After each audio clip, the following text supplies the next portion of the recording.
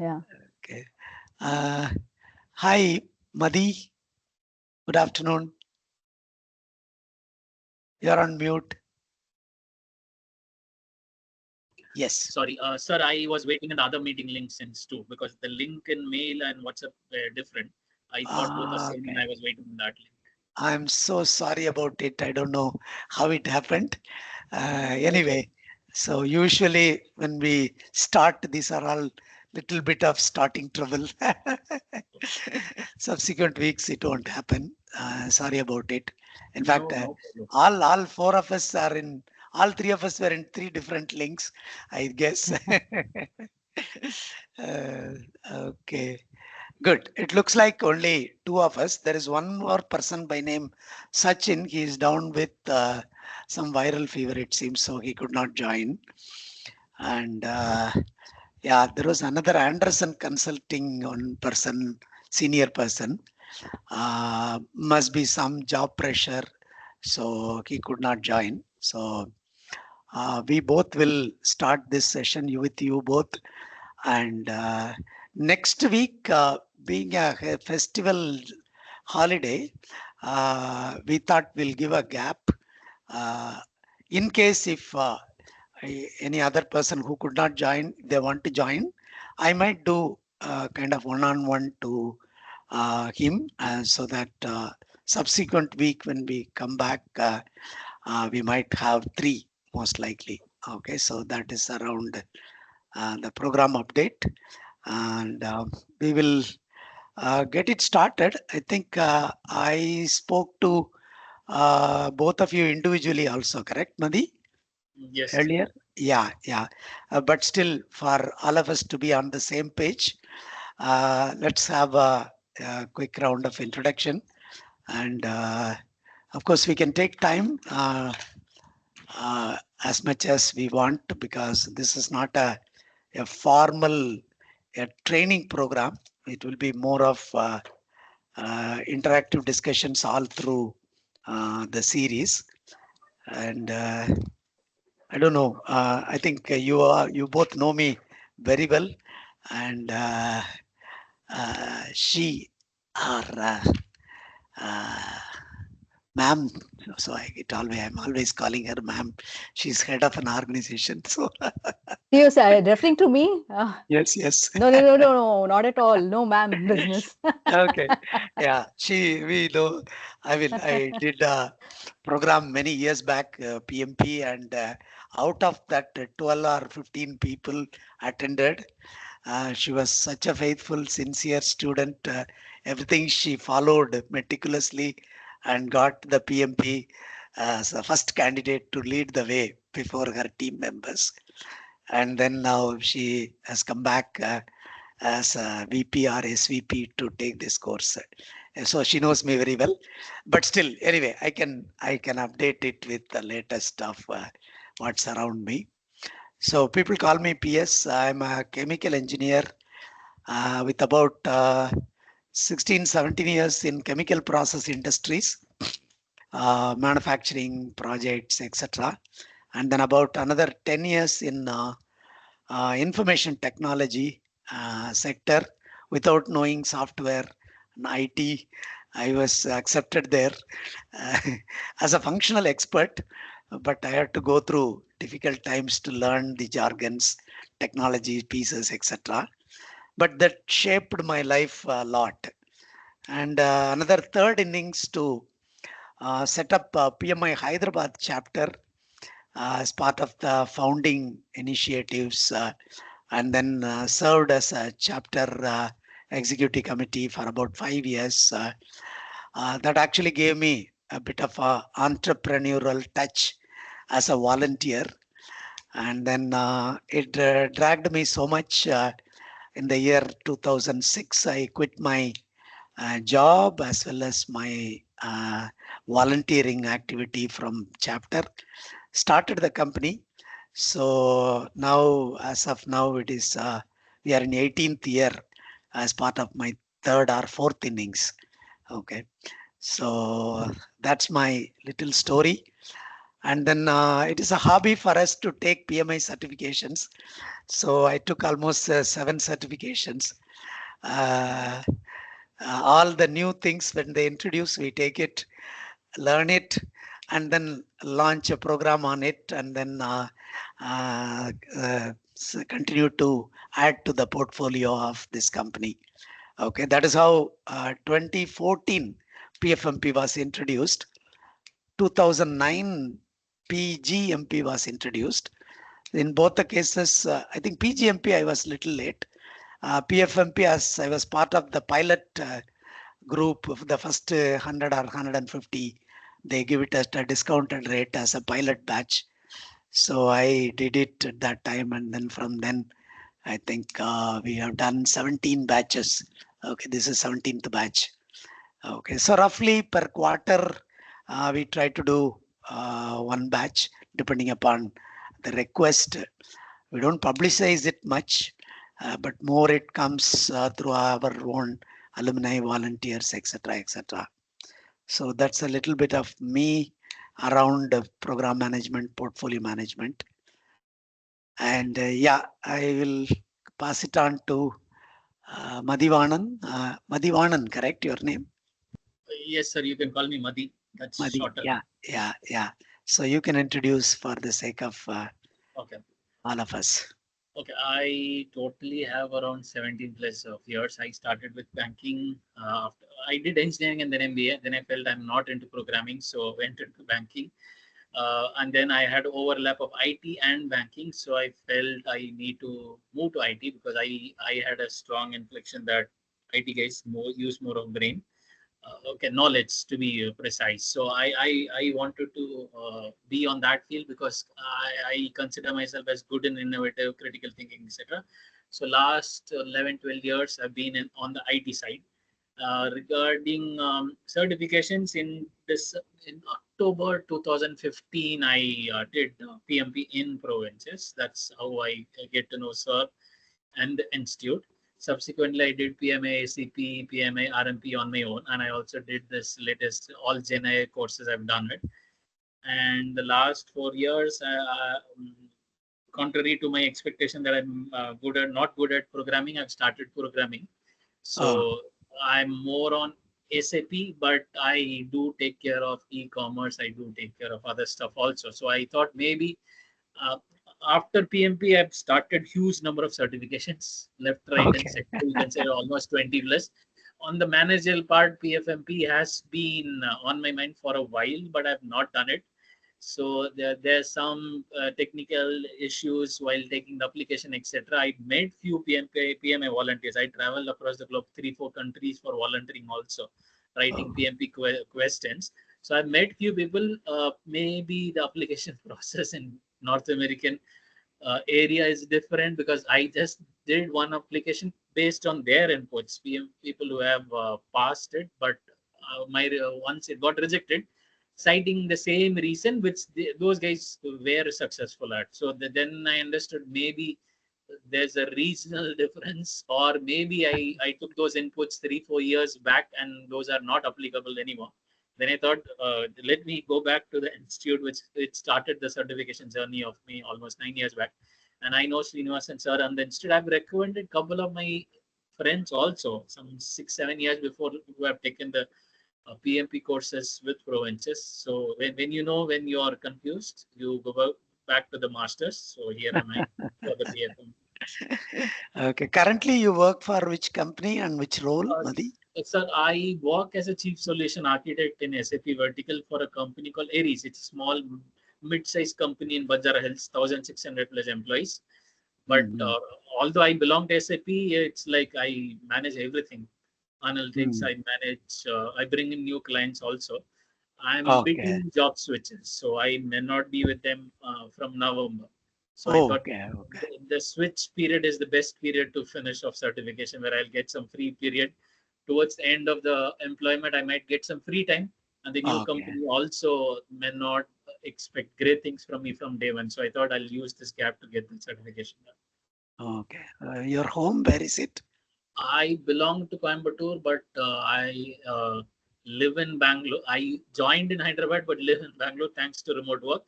Now I'm Okay. attending this in course like from Delhi. I'm in my relative's place, so I keep Oh, traveling.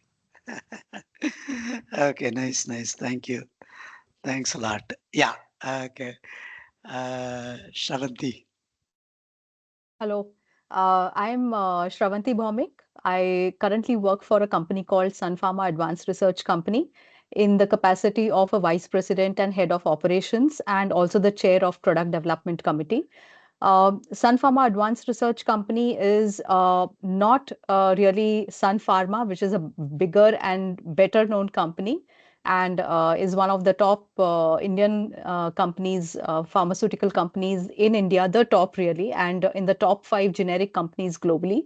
It is Spark or Sun Pharma Advanced Research Company is uh, approximately 400 employees strong R&D based company with the strategy of identifying and developing new targets, new assets in new chemical entities and biologics, and progressing them to a stage where they can be licensed out either for further development or for commercialization.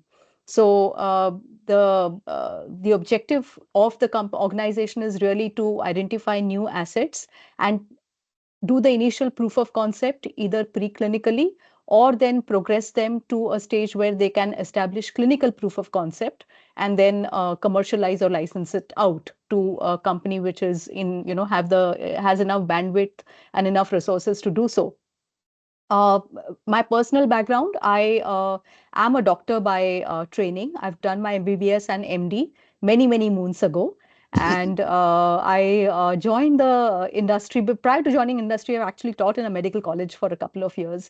And then I joined the industry in the capacity of medical affairs manager, where I would work with all the sales and field and the marketing personnel to launch new products and to support those launches. uh, After a few years in that, I felt it was not really what I was cut out for, and I really wanted to get into research. So I joined clinical development. And in that, I initially started in operations, clinical operations. Then I moved on to something called as pharmacovigilance, where I developed and led the function. Pharmacovigilance is really drug safety. And having then worked in clinical development and operations, I got an opportunity to then move into project management. Just before moving into project management, I completed my executive management program from SP Jain Institute of Business Management in Mumbai. And after having moved into program management, which is way back in 2017-18, is when a few months into the role, I thought that I really need to know project management well in order to do full justice to the role that I've been given. And though it's a leadership level role, knowing the technicalities of the job would help, which is where Proventures and Srinivasan sir come in. And like he said, I took the PMP credentials from Proventures and gave the exam.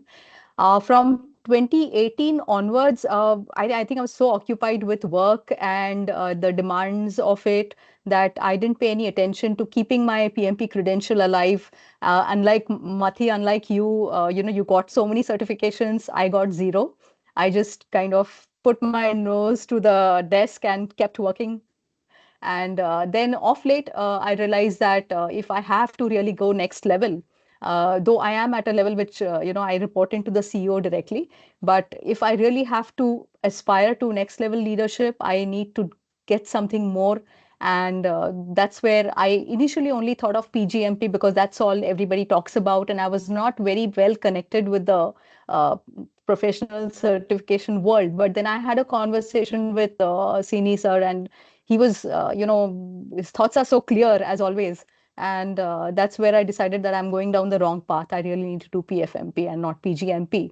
And very, very luckily for me, this conversation happened just day before yesterday. And he said, "Oh, I'm starting a batch on Saturday." And, so it was like, I think just divine intervention. I said that that works perfectly for me. I'll join the batch if you'll have me, if it is not too late. And he was nice enough to say that he can accommodate me. So here am I, with you, and I'm looking forward to it. Thank you. Thank you. I didn't know all these things. Truly, Shravanti. Wonderful. What a candid and vivid super career you had. Definitely, I think. I mean, I just remember one more doctor who turned into project management professional. In fact, every alternate day I'm seeing her in LinkedIn in some PM conferences and all. Oh, wow. Okay. She's a very leading figure in PMI network. In fact, she came to my home, okay, in Oh, Hyderabad. aha. Sir, I'm a MBBS practicing doctor, but I Oh, want to do PMP. I was so wonderful. thrilled Yeah, because I felt in those days, no, I was so passionate on it. I felt this is such a profession. Everyone should have some element of it, some level of it. I And then completely when I agree. saw a doctor, it then she said, how do I demonstrate 3 years of project management experience? I don't have anything. So then I said, every patient is a project for you, I because if completely you look agree. at it, Yeah, project is a temporary endeavor to create a unique output. It perfectly matches. So you don't need to name the patient, but every case is a project for you. yeah. So we'll simply put it. So that is how it is. But I asked her one thing. Okay, after become PMP, you should not leave the profession. Okay, she said yes, sure, but she did exactly the opposite. Oh, okay. From a doctor, she became a healthcare in IT. Oh, wow. Okay. Interesting. So, and then of course, she's now very popular. Okay, she speaks in big forums and on application of project program management in healthcare sector like that. Okay, Wonderful. all right. So there Good. are many doctors in the US. I did a leadership program 4 years before in Harvard Business Analytics. Many of doctors and different people were my Harvard batchmates. So the contacts which I told, a couple of projects we did with them. So there are many doctors who have done Mm, MD are into healthcare IT. They have their own firms. So in India it's mm, less, but abroad mm. it's becoming more common. Just an Okay. FYI. I'm sorry to interrupt and share No, no, this. no, no, no, Not no. at all. It's very, very true. I insist this always. Okay. I always tell them that your domain vertical is your core competency, but that is not sufficient for to become an entrepreneur or something. So there is an enabler required, which is project management. So combination of a domain vertical plus project management plus a good leadership, these three, if it is there within a person, and there is no limit for his growth and fulfillment, for his own personal fulfillment. So I always say this. And I also say this, okay, if a doctor steps into a project without project management, community will lose a good doctor and create a bad project manager or entrepreneur. Yes, Uh, absolutely. Well said. okay. All right. Good. Thanks a lot. And so coming to this program, I think I'll probably step into it. We'll just pass through these slides. You would have already seen it, part of it, and otherwise also, wherever you want, you can stop me and we can discuss. Okay. So this is the tagline for PFMP, and I think I want you to uh, get sink into this. Okay, your organization does the work right, but does it do the right work? Okay, as a project manager, your role is essentially to ensure that the answer is yes. Okay, so that's why I often say that. Okay, so portfolio management is a decision maker's designation or certification, not a delivery responsibility. So you are basically moving a layer apart in terms of thinking, perspectives, things, everything should change from that perspective. So then it should be a successful uh, journey. Formal project portfolio management is most effective way to implement strategic initiatives because it bridges the gap between strategy and implementation. I think we will keep doing this, underlining and then exploring those keywords. Okay.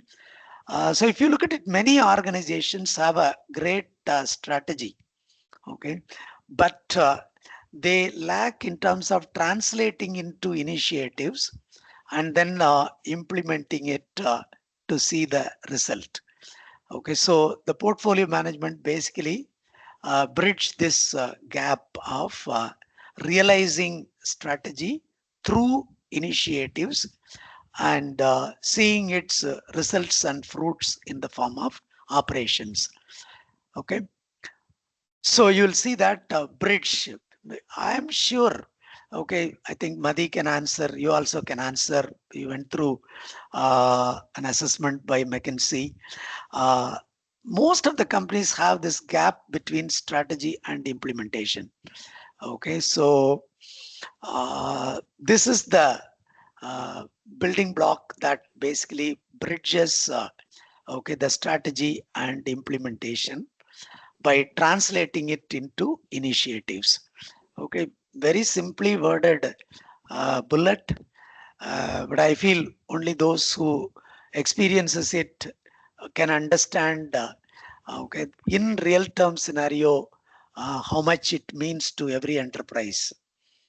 Okay, so as a portfolio manager, you will be okay tasked to recognize this pivotal role, how to realize strategy and then see it in action, okay, in the hands of project managers, program managers, and the head of the departments and all. So largely your direct audience will be PMs and PGMs and then OMs, operation managers, okay, as a portfolio manager. And then this is may not be hierarchically below, but definitely in terms of role.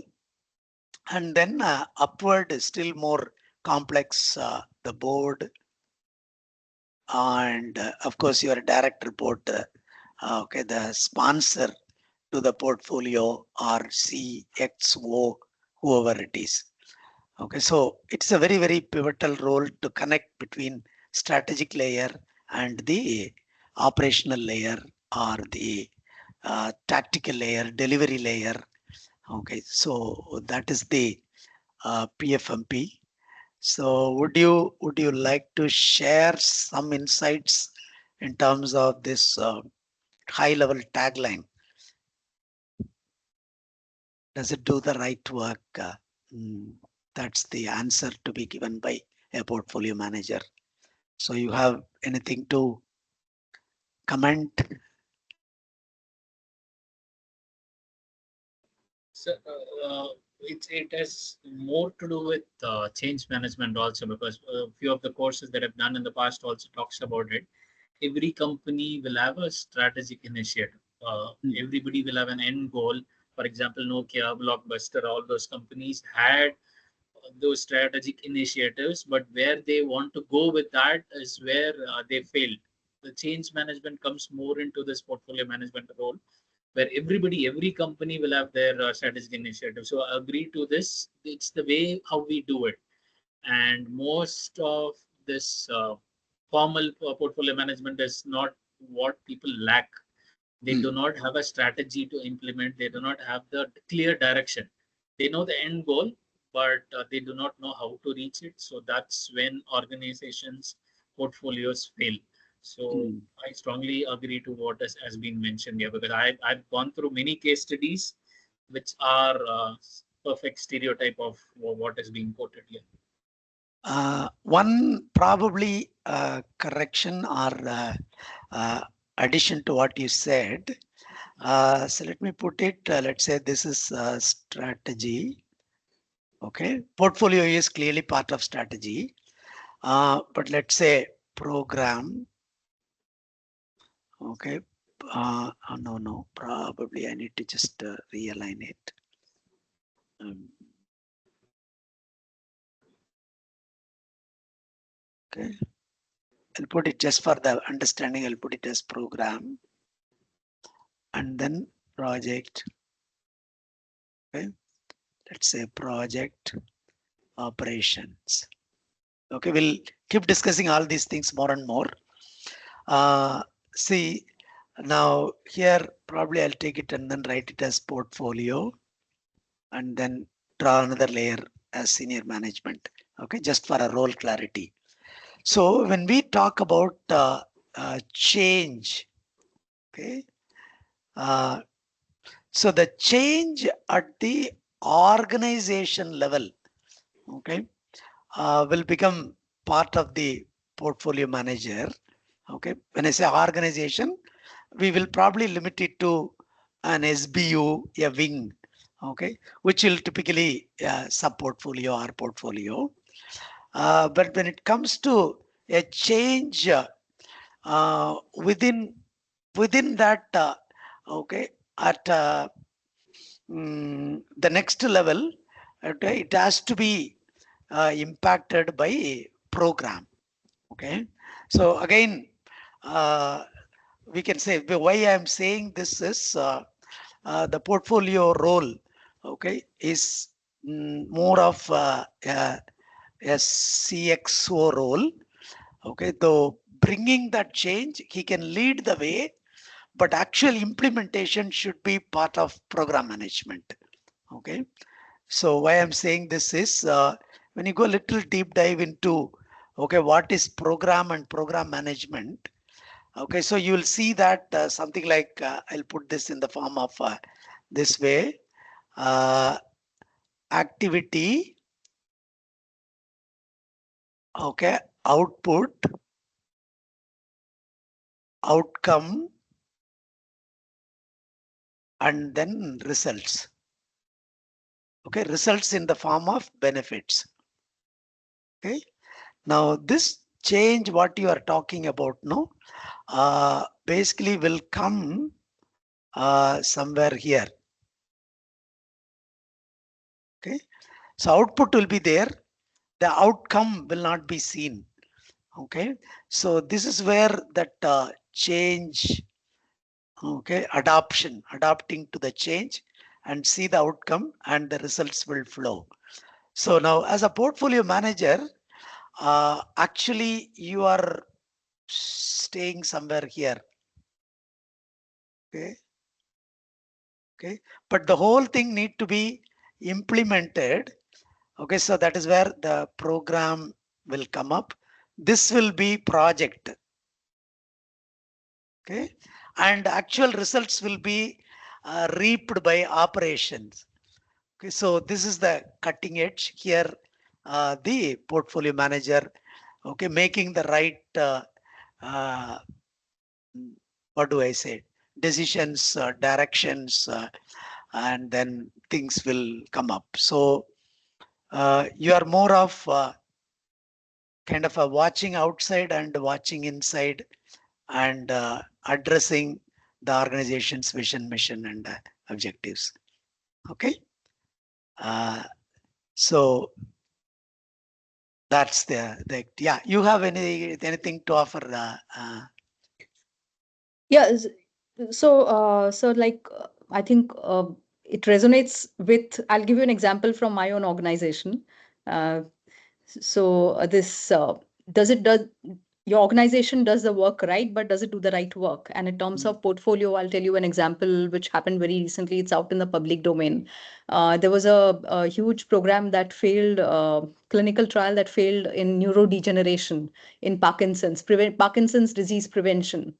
And we have terminated that study, and we had a press release earlier this year but before all this happened, we had actually developed an entire pipeline of preclinical assets which could work potentially in various aspects of neurodegeneration like Alzheimer's, or even backup to the asset that we were developing for Parkinson's disease.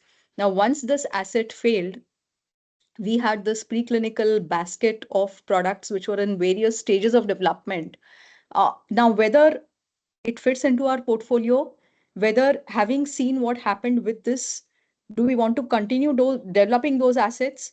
Now, there are a lot of resources, a lot of expertise, a lot of capability which has been built over the years to cater to those assets. But having had a major setback, if this goes out of the portfolio, does the other part of it make sense? So are we are doing the work right, but is it the right work for us? It was before this failed, but after Failed, this correct. failed, it is not the right work anymore. So then we've actually dropped all of those preclinical assets. There's been a huge upheaval because it's, when you do a major portfolio change, there is going to be significant impact across on various things. But I think if you have to do the right work, then as a portfolio manager, you need to show the mirror to the management, and the Correct. management also will see it. Some of them may have difficulty in internalizing and coming to terms with it, but I think that's what it says here, that you need to do Yeah, that. yeah, correct. Yeah. So I think just combining what Madhi said and what you said, okay, taking that hard decision to drop some of the upstream pipeline assets from the portfolio, and suggesting, justifying is the perfect role of the portfolio manager. And uh, obviously, okay, the work done was right only, okay, but that failed. So aligning to that, pruning, okay, kind of streamlining rest of the portfolio, okay, is the perfect definition what you said. Okay, all right, good. I think the very first slide invoked a lot of discussions, and I think as I was telling both of you individually, the theme is very thin uh, edge layer. So we will repeating many of the terms again and again in different context. Okay, but that's good. Okay, so we try to contextualize the same thing in different scenarios. So as an agenda, what we are going today is the first three parts.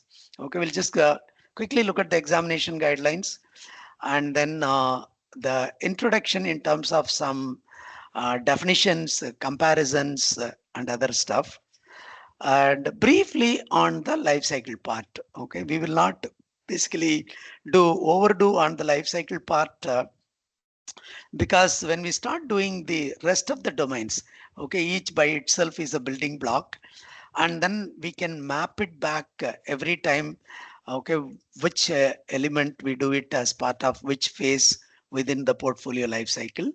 But we'll also look at the role of portfolio manager, uh, how it connects with the other components of the portfolio, interrelationships, all those things we will try to do more.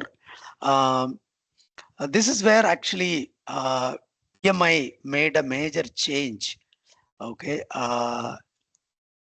between third edition to fourth edition. As we go forward, actually, I'll also briefing you about that change. Uh, why? Because even though PMI made a big change, the examination system, okay, continued to remain the same. Okay, uh, it that means it revolves around the 5 domains, which is strategy, governance, okay, this performance, stakeholders, value, etc., etc. Okay, uh, so the questions may reflect both the third edition as well as fourth edition. The third edition was very good because it was more of a process focused, okay, process centered. And the fourth edition, they change it to practice centered. Okay. So I think Madhi, probably you may be knowing because you said you're attending a lot of PMI conferences and other things. So over the last 4 years, PMI is gradually making this shift in all standards. Okay, project, program, risk, everywhere they are changing it from a pure process focused into practice focused. So the practice focused, okay, reduces some of the hard coded. Uh, we early days we used to talk about process, input, tools, techniques, outputs, a structured framework. Okay, they are moving away and moving into pure practice based, which help the practitioners. Okay, based on your practice, you choose what process you want, which techniques are relevant, what are the inputs you want to process, what are the output you expect. You design your own process. Okay, that's what they are doing. So in that journey, portfolio is the one which moved very recently, third edition to fourth edition. But you will get the perspective of both, okay, which will help both from an examination perspective as well as from a practice perspective. Okay, whatever said and done, the systems thinking is very, very essential. Only thing, we should be resilient, open to align, modify, tailor the system to our specific requirements. Okay, so that is how it will help. So this is a major change. Rest of the things, the section 3 to 7 largely remains the same. Okay, so that we will start looking at from next week onwards. Yeah, yes, Madhi, you have a Okay. question? Yes, sir. So when did the third edition to fourth edition happen? Because I missed it, and I have a printout of third edition which I was referring, and I'm actually not in touch last few weeks or months with what is happening with PMI except Gen AI courses. So Yeah. when did this transition happen, Yeah, sir? but this is within the last 1 year. 1 year, okay. Because I remember taking this printout within last 1 year. Maybe they don't have this fourth edition in PMI site, sir. Might be, probably. Okay. Okay. Okay. So No, no, in they have fact, it on the site. I just right downloaded now it. they have it on the site at the They have it moment. on the site. And Yeah. I saw that it's 2017, the year of publication on that Fourth fourth edition. edition. Yeah. Isn't that surprising? Okay. Hmm. And uh, in fact, I can just show it to you. I mean, I remember downloading it long back, but I intentionally did not upgrade earlier PMP batches because I loved third edition very much. As long as the examination system doesn't change, why should we unnecessarily tell the people? I always tell them read the third edition and just before going to the exam, just browse through the fourth edition. That is sufficient. Okay, that is what I used to tell them. So this time I thought, why not we restructure the program itself to fourth edition. Okay. Anyway, we will resolve it. Not a problem. But we will look at both. Okay. As far as a session, we'll look at both. In terms of deliverable, yeah, we will have a very healthy, I would say, around 12 to 15 hours of this kind of okay discussions we will have. Okay, I personally believe that is the biggest takeaway. Okay, talking about it as a homogeneous group, focus group over 5 weeks. Okay, will actually get a lot of insights. Second, probably I would say is okay. This flow chart is something we developed based on our long 20 years of experience in project management, program management, and portfolio management. And this is a updated set. I'll give it to you, as well as third edition set also. I'll give it to you. And I mean, probably there are very nice people are there. My student PfMPs, but they are also doing very good in different areas. So maybe I'll invite one of them. Okay, their experience before after this PfMP exam. And yeah, another thing what we will do together is review the experience summaries. Okay, so that when we submit it with PMI, or when PMI submit it to a anonymous reviewer, volunteer reviewer, so he should see that hey, these guys thought about it, aligned well to their respective portfolios, and very professionally written, and they qualify to write this exam. Okay, they should give a good clean sheet, maybe with minimum remarks. Okay, so that we will do as part of this program. And what is not listed here is one more. Okay, we'll do one part of real-time portfolio analysis. Okay, so I think we have a demo system in Microsoft PPM.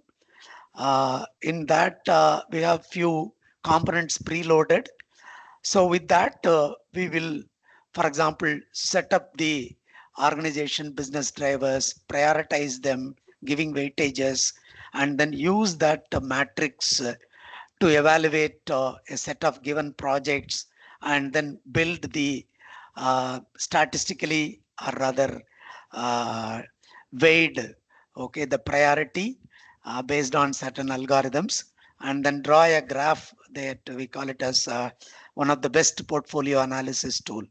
Okay, so that we will use it so that we get a kind of a real-time sense how it is to be done. Okay, so these are the things we will do during the next 5 weeks, including this week. Any Sir, question? a correction to what I said earlier. I just downloaded, not downloaded, checked a folder which I've downloaded this PMI standards.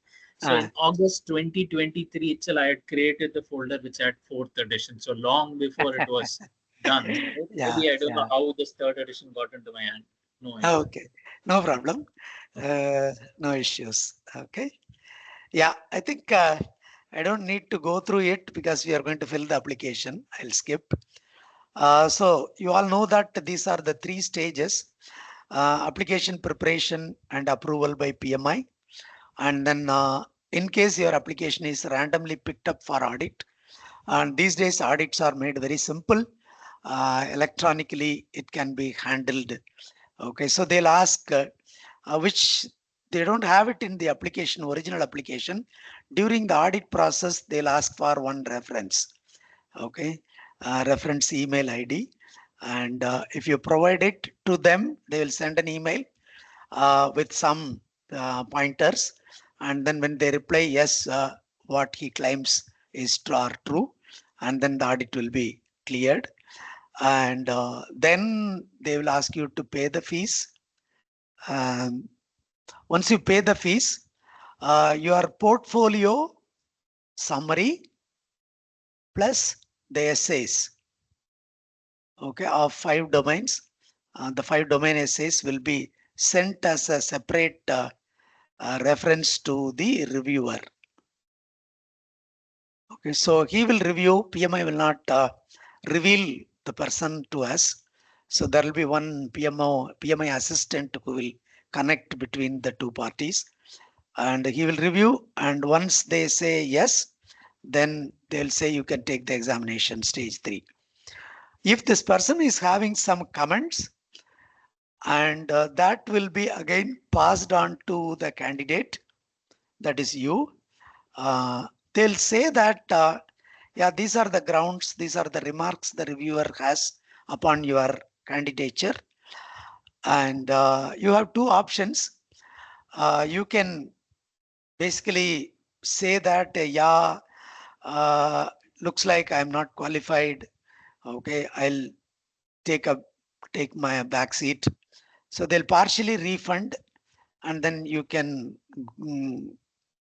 discontinue. Or they will say that no, I have not probably I have not properly understood, okay, what the reviewer and PMI expects out of me.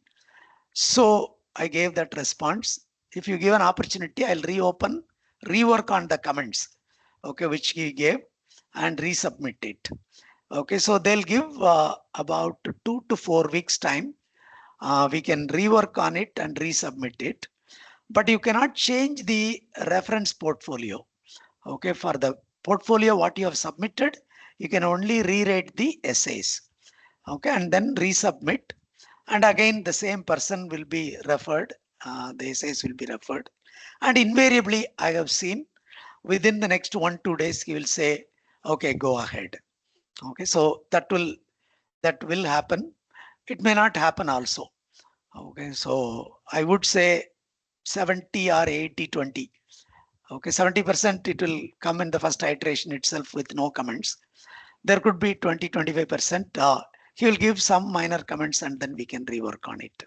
Okay, but through the training plus application essay writing, okay, your preparation for the exam is, I would say, 70% gets completed. Okay, once the essay is given a go, maybe within 2 to 4 weeks you can go and take the exam. You don't need to wait for 1 year. Okay, so you can give. In fact, as per the new guidelines, from the date he review and give a go, they give 1 year time to take the exam. But 1.5 months are good enough to take the examination after the review is done. So if I just put the revised timelines, 5 weeks to complete the our workshop and preparation, maybe 1 more week to give a final review and submission, and then giving another 4 weeks for panel review, and then another, okay, 4 weeks maximum for the examination. Okay, so 6 plus 4 plus 4, 12 to 14 weeks. Okay, you can go and give your examination. Okay, and I mean, both of your profile and the eagerness, and I can probably write it and give it to you. 14 weeks from now, you will be certified PfMPs. Okay, and I can connect with equally passionate certified PfMPs, so you will be further motivated. Okay, yeah, You're being very kind. no, Thank you. You're being very generous, at okay, least to me. no, no, no, no. I'm pretty serious. Okay, yeah, I think this part is not an issue. Probably my suggestion is, Madi, have you opened the application or not yet? Sir, I gave you the credentials. Then I felt little bit odd because I'm not being talking in terms of heavyweight. I felt kind of insulted with that review. So what I did is I couldn't hold on till now. I reworked and gave submitted again because I also take that e-commerce business which I told is Ah, actually we are doing. My firm is actually acting as a reseller for PMI India business. So every day in day out we see number of PMI orders, number of refunds, PMP certification program portfolio. So my part 3 or 4 hours in a day I have to deal with PMI cases, orders and refunds. So that kind of made me a little bit odd. So I reworked and then said, how can I not represent my own work in a better way? So I took that risk and submitted 2 weeks. okay, Uh, so and it is approved. no, it is still not approved. They Okay, take 13 days. I've been yeah, reviewing some orders in India. Average they take is 13 to 16 days to come back with that result. So oh, today okay, is okay, 13. So probably yeah. before next class I'll have my results. So I have to rework on my equation. So it will be probably 10 to 15 weeks. So 10 weeks from now, you can write the exam. No, Okay. I mentioned about application, sir. This panel review, they Yeah. all they say multiple weeks, but I've been following, like I mentioned, orders. The average is 12 to 14 days is where they come back saying that your application is approved or not. That is okay. The next step will take 4 to 6 weeks. Okay, Yeah, okay, understood, sir. Yes. yeah. Because It's only it because of is. my job. Otherwise, I am a patient person.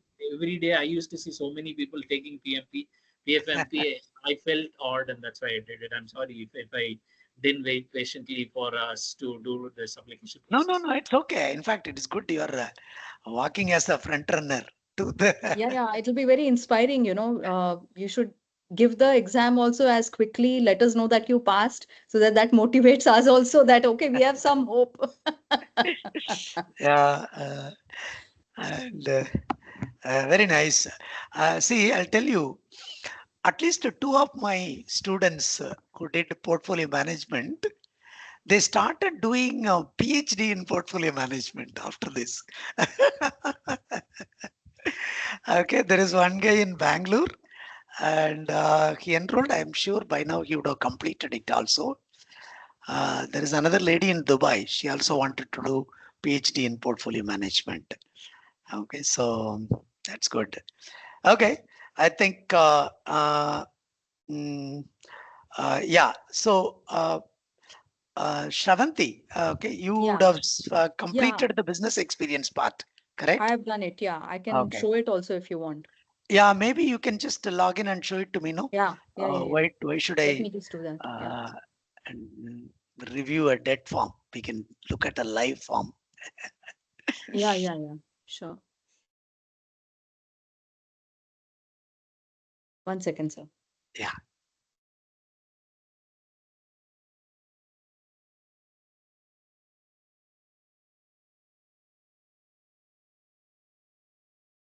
So meanwhile, I have a question Yeah. Yes. because PMI, because I have been to a few of those workshops where they write PMP questions, right?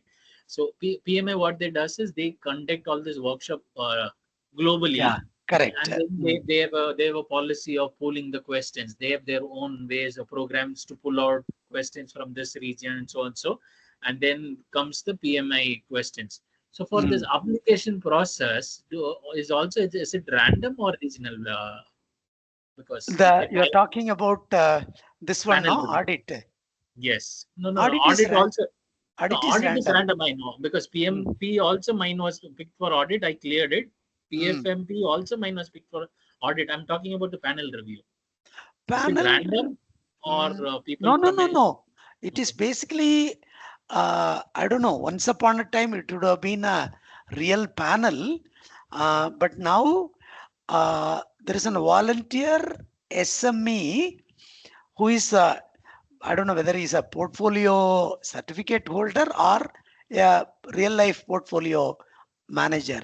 He reviews it. So probably they might have a panel of experts, paneled.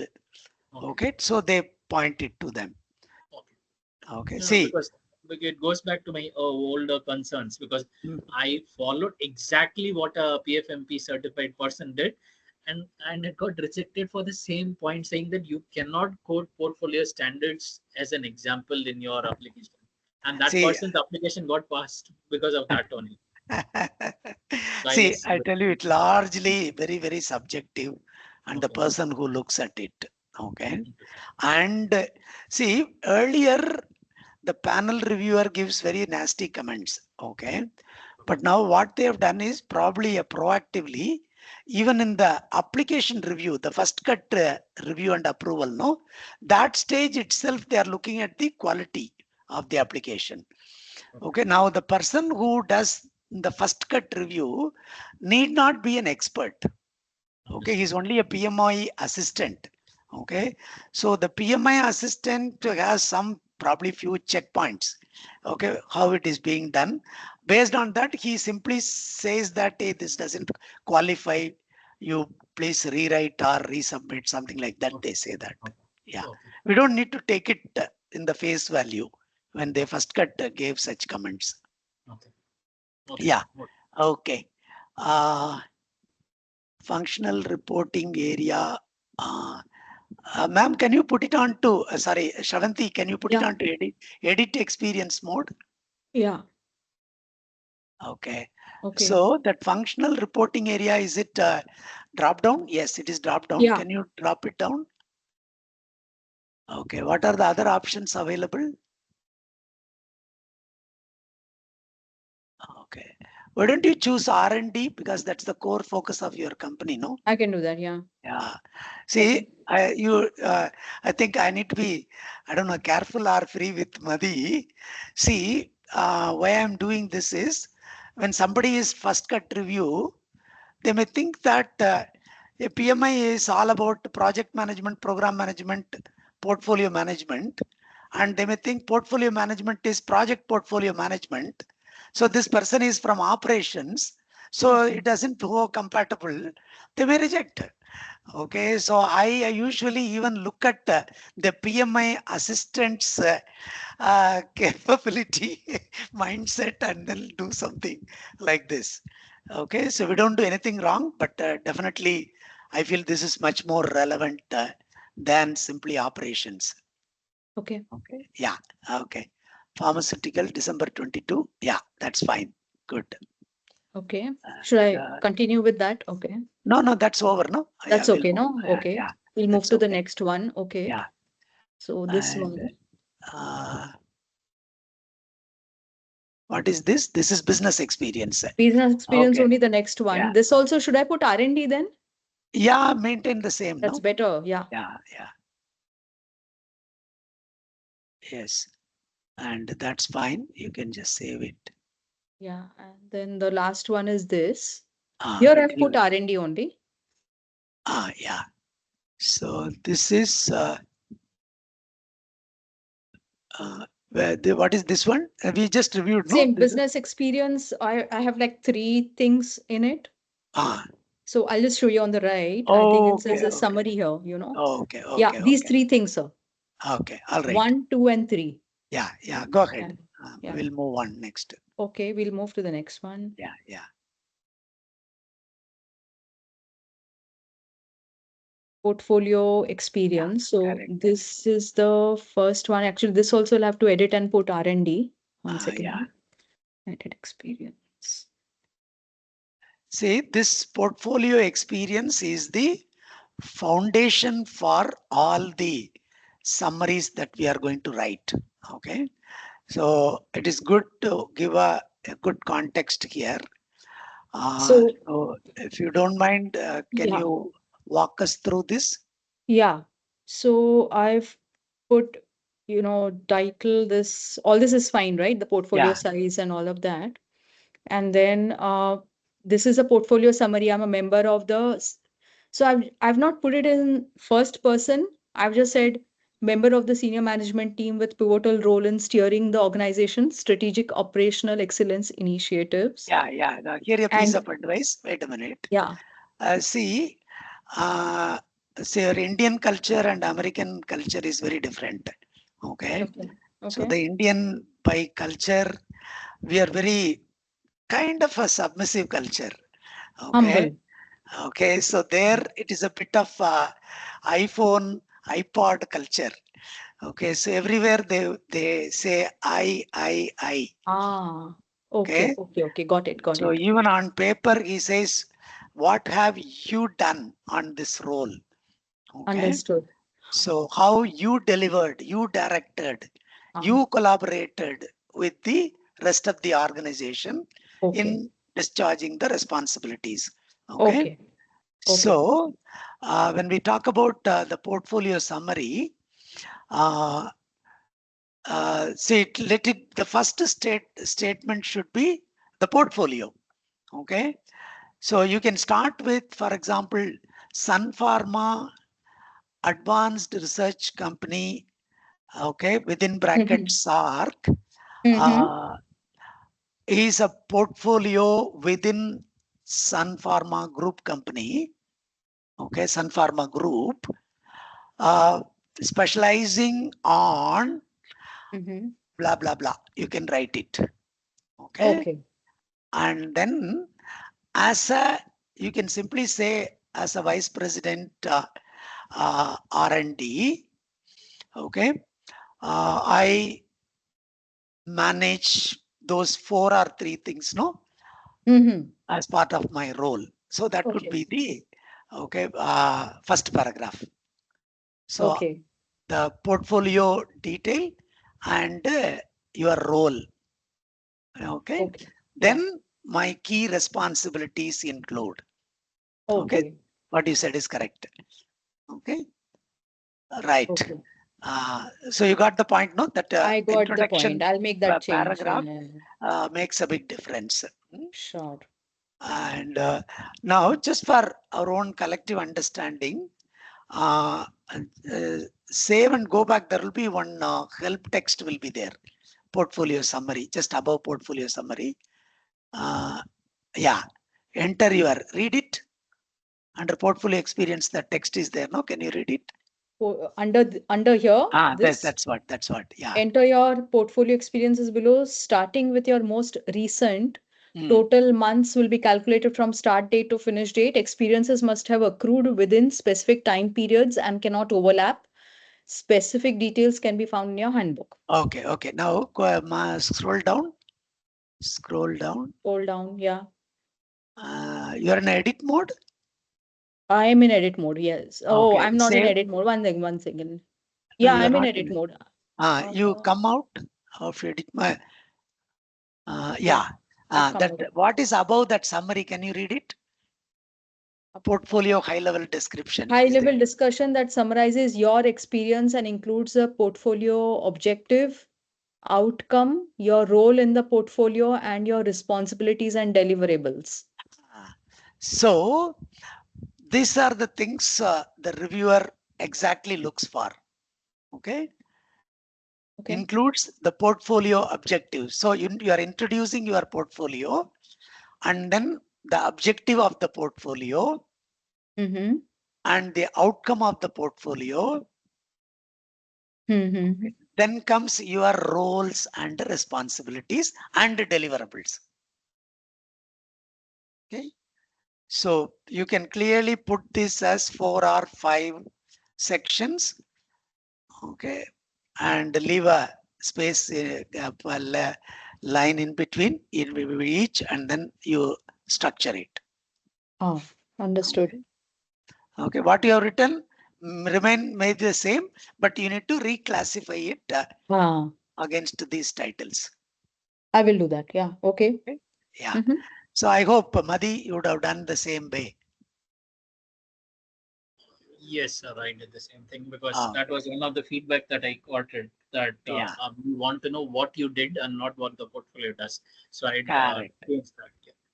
Very Hmm. good. Very good. Yeah. Okay. Okay. So yeah, you can save it now and Hmm. then we can move on. Okay. Because I just wanted to give this insight Ah. I'll and do the same for the actually, same applies to the other two also. okay. Okay. Now, why do you need 3? Do you Uh, really need 3? no, I don't need. I just thought that it was basically the three role changes that I need, in order to complete the 48 months or what? Okay. No, actually, I Yeah. don't need it, no, because total you only need 48 months, 48 right? months. You can just, the latest 48 months under one portfolio, I can write all the essays against the same portfolio. Hmm. The only thing is that the title changed. It doesn't Um, matter. We don't need to, we are not looking at that. so I'll Okay. just put it under one, is it? Job Recent, title. your recent title. Uh, Okay. and And then then under that, the experiences last 48 around months I'll put. 48 means probably around 56, 60 months. You can keep it. Ah, Okay. And then because typically you are not changed the organization. Okay. In some cases, they ah, change the organization. Many things would have changed. Sector would have changed. Then it makes sense. But in your case, you have a good history, longevity. Okay. So you can, I mean, it's up to you. Okay. yeah, If you that's want to fine. put, I think it'll be, easier for me to just work on mm, one than to work on three of them. Yeah, I'll correct. do that. Yeah, sure. Okay. Okay. All right. Yeah. So that actually brings to an end. And now, since Madhi has already submitted, uh, it's going to be help a lot. We can, uh, he will be your reviewer, first cut reviewer. Yeah, yeah, absolutely. I don't want my application get rejected after two people, who have done this over and over again, advising me. Yeah. Okay. I'll just, yeah. Wonderful. I think the first part is over. Probably we'll take a short break, come back, and then do the second part.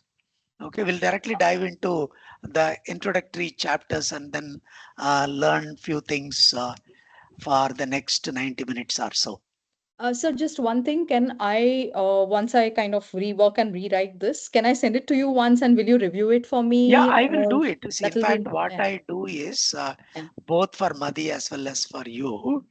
Um, now that he has submitted it, in case if it comes for panel review rework, we will do it. Okay. Otherwise, Madi, you can do one more thing. You can just download the PDF and give it to me. Okay. Offline, I'll have a look at it. Okay. Let's Yes, just be sure, prepared for that. sure. Yourself, later, you can just give me your PMI user ID password. Okay. And offline also, I can review your essays down the line, coming weeks. Okay. All right. Yeah. Okay. Yeah. So this you will rework on it when you give the credentials to me. We have 2 weeks now. In the meantime, I'll review and then get back to you also. All right. So we'll take a break. 33. Shall we back? 3:33. Sure. 15 minutes Yeah, will take. sure. Yeah. Sure. Okay. Thanks. Yeah. Okay. Thank you.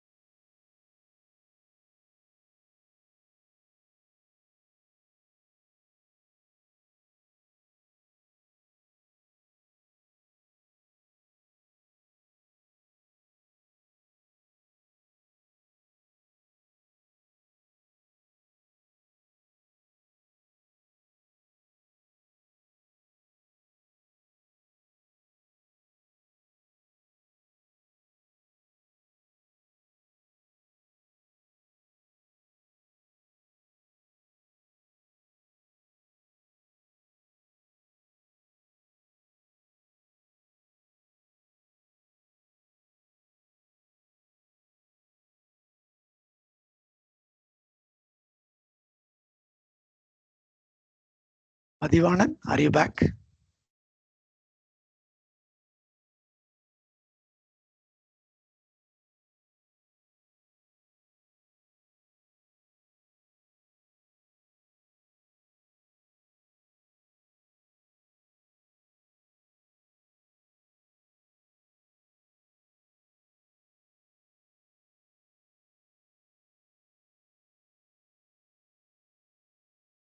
So, sir, do you have a long commute or you stay close to your office? Or you're taking this from home probably, like it's a Saturday. This is actually a very interesting question. And if you ask anything, I will give a story. That's a bad Okay. habit of me. That's nice. I love stories. See, somewhere around 1988, okay, I was in Chennai. I used to travel 37 kilometers into 74 kilometers a day. Okay, morning. I was in a manufacturing plant, that too in a greenfield project that demands minimum 12 hours in the office. Okay, and this 37 kilometers is through the core artery of the Chennai city. Okay, South Chennai about 17 kilometers, North Chennai another 18, 19 kilometers. Okay, so it will take 90 minutes to 3 hours, depending upon the My time God. per way. So literally, I'll spend 4 hours a day in local travel, 12 hours a day in one. So that time, my dream is, what if I get down from home, cross the road, and get into an office? Yeah. So you Okay, achieved your dream. I achieved. Then after Wow. 97, I came to Hyderabad, and then of course here over a period of time I need to drive. Okay, there at least you have a company bus or car, but now I need to drive. So for 11 kilometers, it will take again 75 minutes. So from 37, it came down to 11. Okay. So, but the dream remains the same because of the time and pain. Yeah.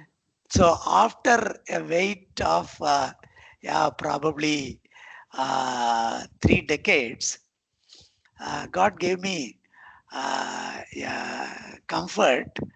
My office is in fifth floor. Sorry, my home is in fifth floor and my office is in first floor. Wonderful. Oh, amazing. I, I need to take a lift and then come down to first floor and it is office. Wonderful. Wonderful. That's so nice. And yeah, so in our Hyderabad office, Proventures office, my wife used to cook food and send to employees at home. Wow. Okay, so Wow. she will cook rice alone. We will keep it in a electric cooker. All Uh-huh. curries and other things will come from home. Okay, Oh, she will take that and then come by one bus called 222. Okay, mhm. so we named our lift as 222. Oh, So they'll wonderful. cook and keep it in the fifth floor.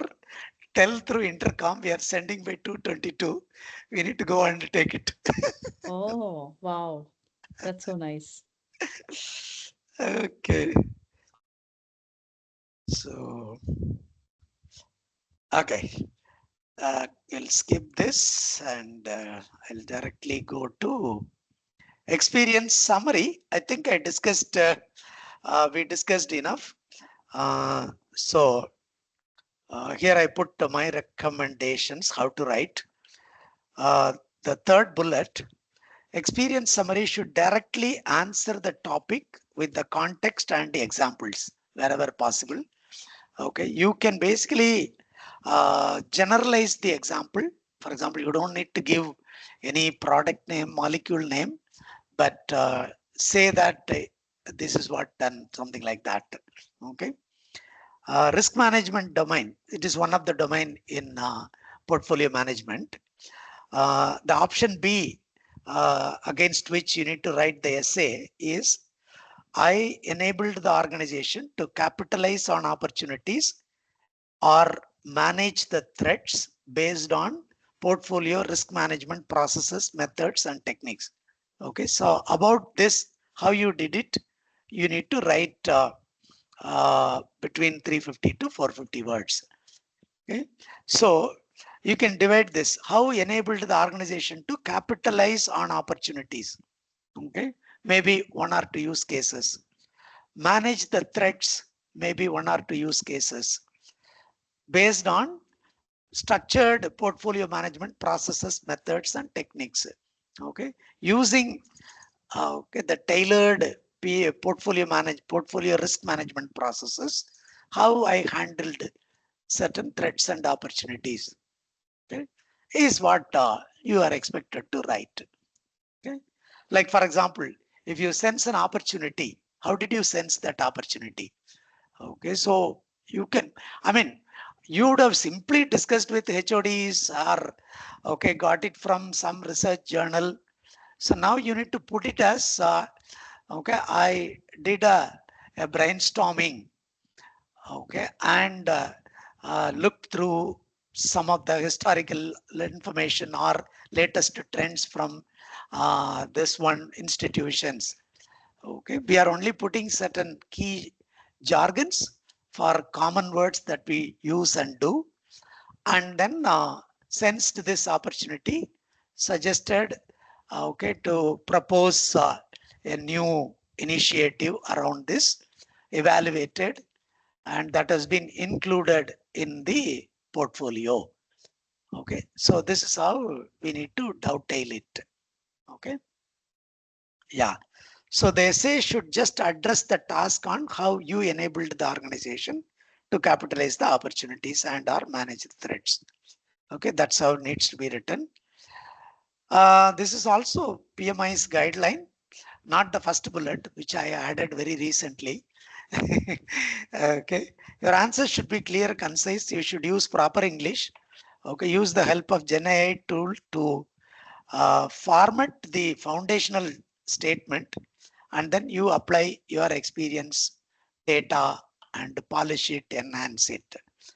Okay, so review and then submit. So our workshop itself is dovetailed with to do all these things.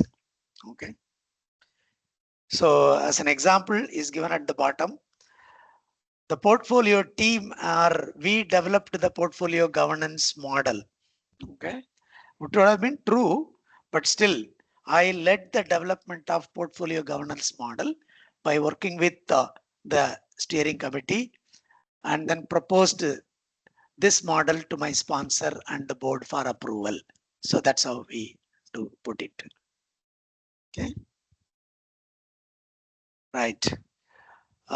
So yeah, I think I don't need to overdo this.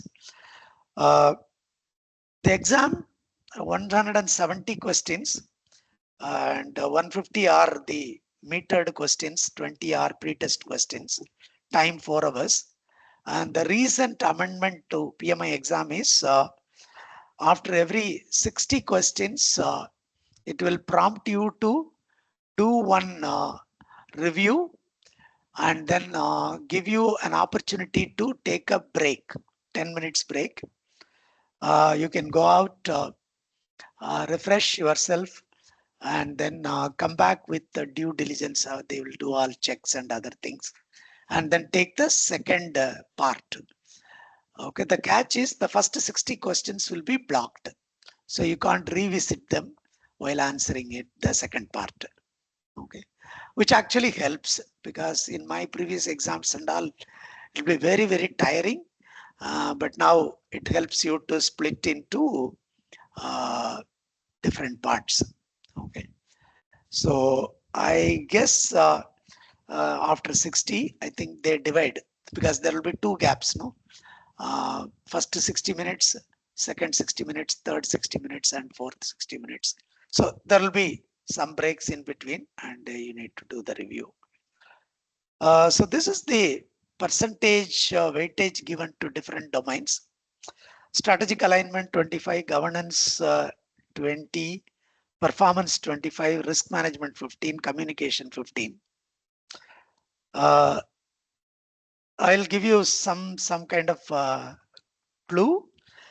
Risk management and communication management largely remains same except the stakeholders, okay, in terms of project level, program level, and portfolio level. Okay, the methodology and techniques, everything remains the same. Okay, so we can say that that 30% is a low-hanging fruit. You need to just revisit and then put it to a different context. Okay, for example, risk management in project, we use it extensively as part of planning. Okay, so when it comes to portfolio management, right at the beginning, okay, so we apply both stakeholders kind of engagement as well as risk assessment. Only thing, we name it as a strategic risk assessment, okay, to evaluate the portfolio.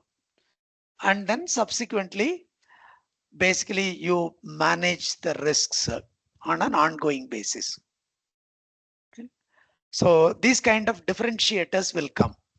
Okay, when do you exercise this and how do you exercise this? Okay, and performance, governance, and strategic alignments are new domains, and governance is something you will love to do it because very simple,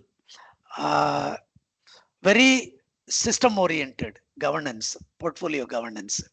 Okay, that is where I would say, like in a project management, how work breakdown structure and schedule, okay, acts as a hub, and all other rest of the things are plugged into it. Okay, resources are plugged, cost is plugged, risk is loaded. Okay, stakeholders are connected, communication is enabled. Okay, but the hub is work breakdown structure and schedule. The same way in portfolio management, okay, establishing the portfolio governance framework, okay, forms the central piece, and all other things are added. And as a portfolio analyst, as a portfolio manager, your dominant role is okay, the setting up this governance as a front end. Okay, and then apply it, run it as a second half. Okay, so it's very good. And strategic alignment fairly easy. Okay, it's like simply shadowing organization strategy to portfolio strategy. Okay, so in fact, when you go to PGMP, organization strategy, portfolio strategy, shadowing it into a program strategy. Okay, so largely the pattern remains the same, only the components are the content changes. Okay, performance is again relatively easy. We will talk about something like value. Okay, how do you measure value of your portfolio?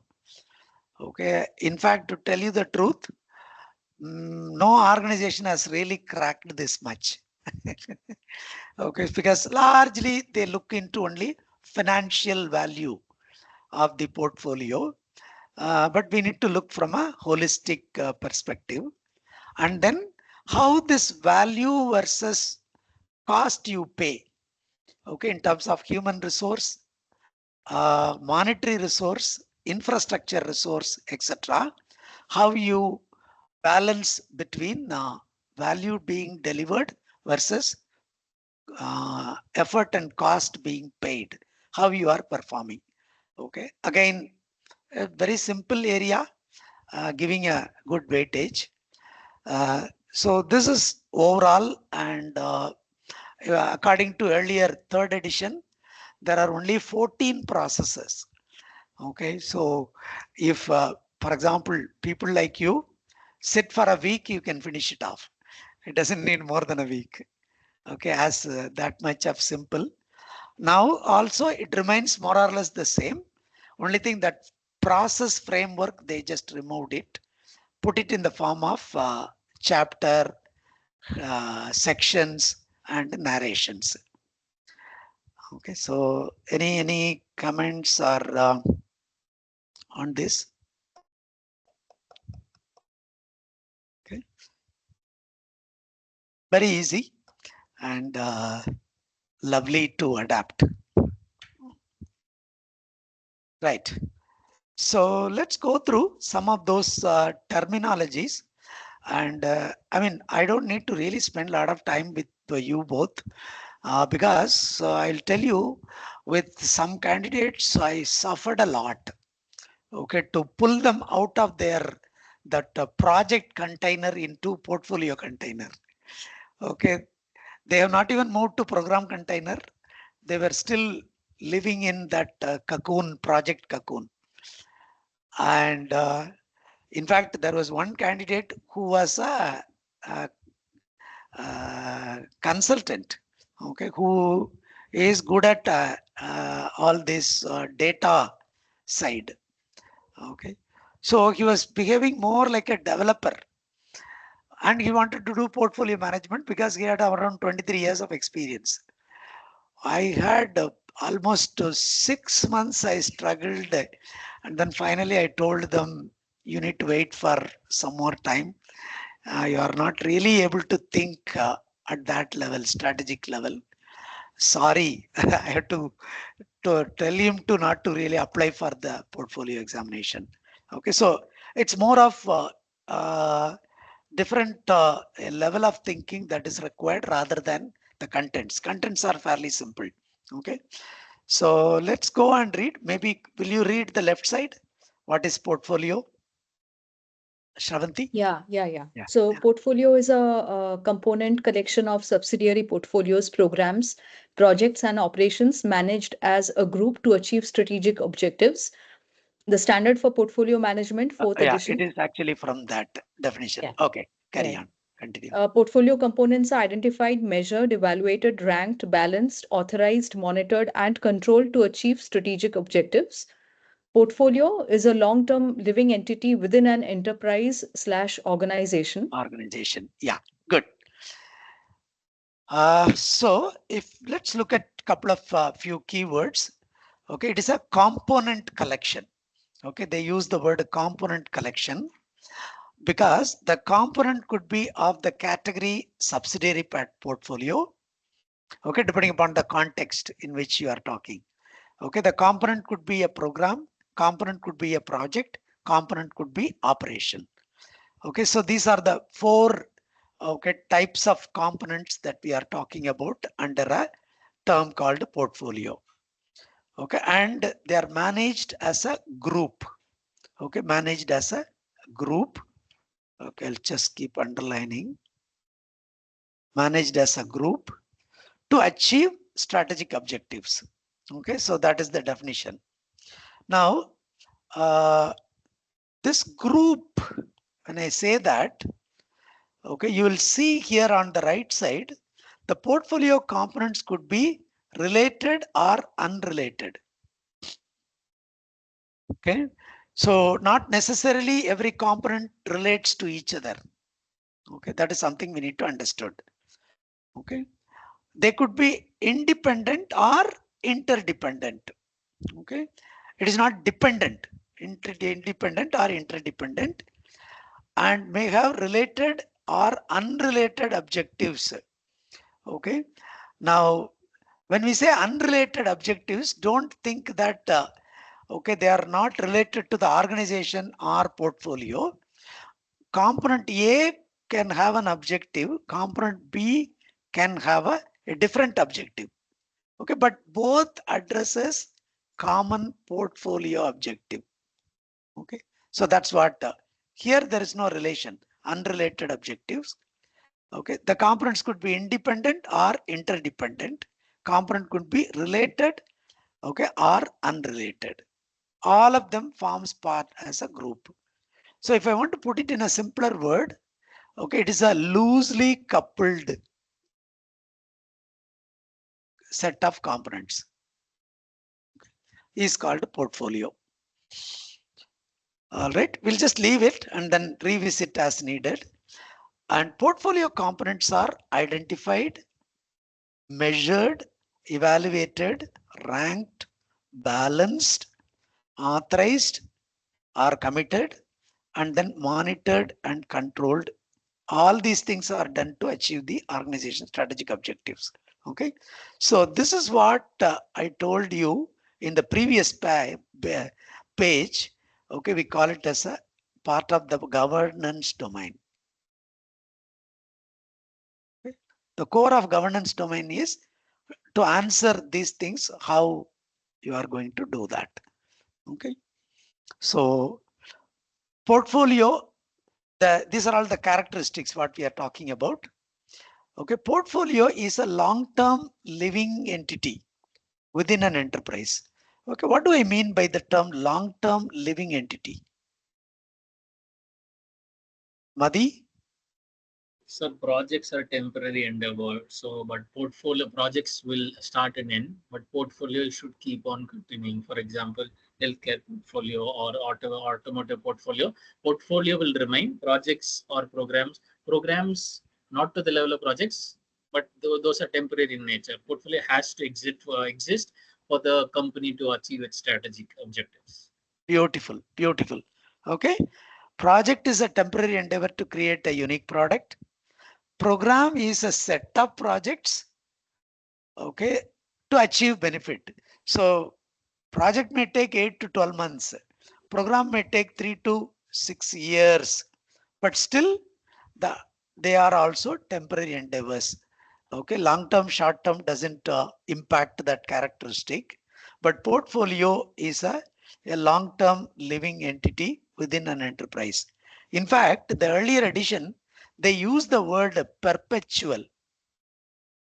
Okay, now I was searching, I think they dropped that word perpetual.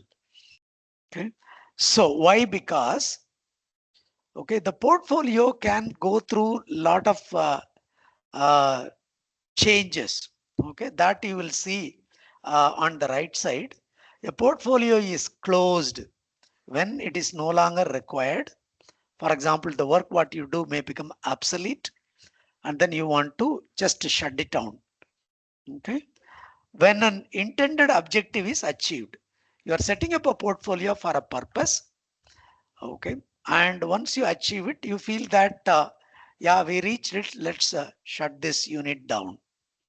Or when the components are decommissioned or moved to or merged with another portfolio.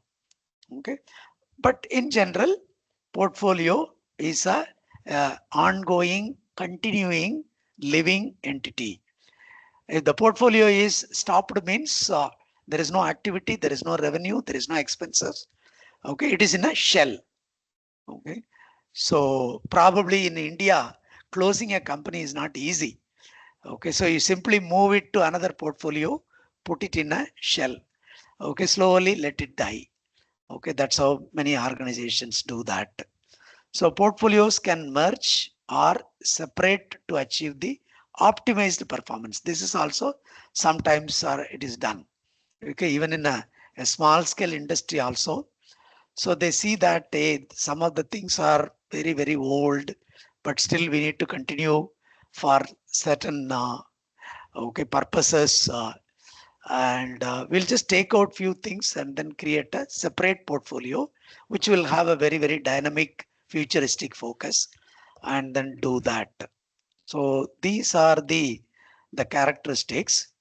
Why we call it as a portfolio, another thing is they basically share, yeah, I would say a theme. Okay, a theme differentiates a portfolio from others.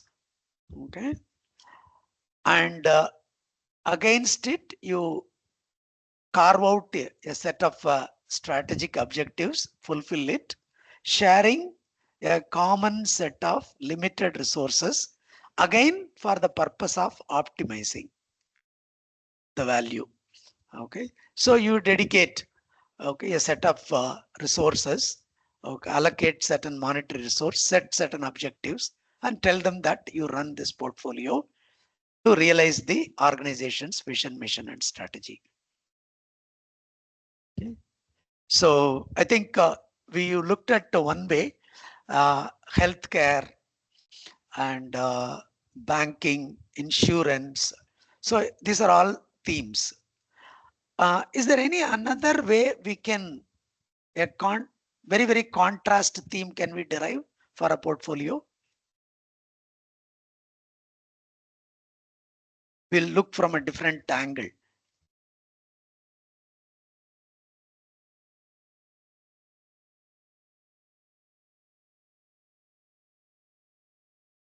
Based on the domain, we classify the portfolio. Is there any other way we can carve out portfolios?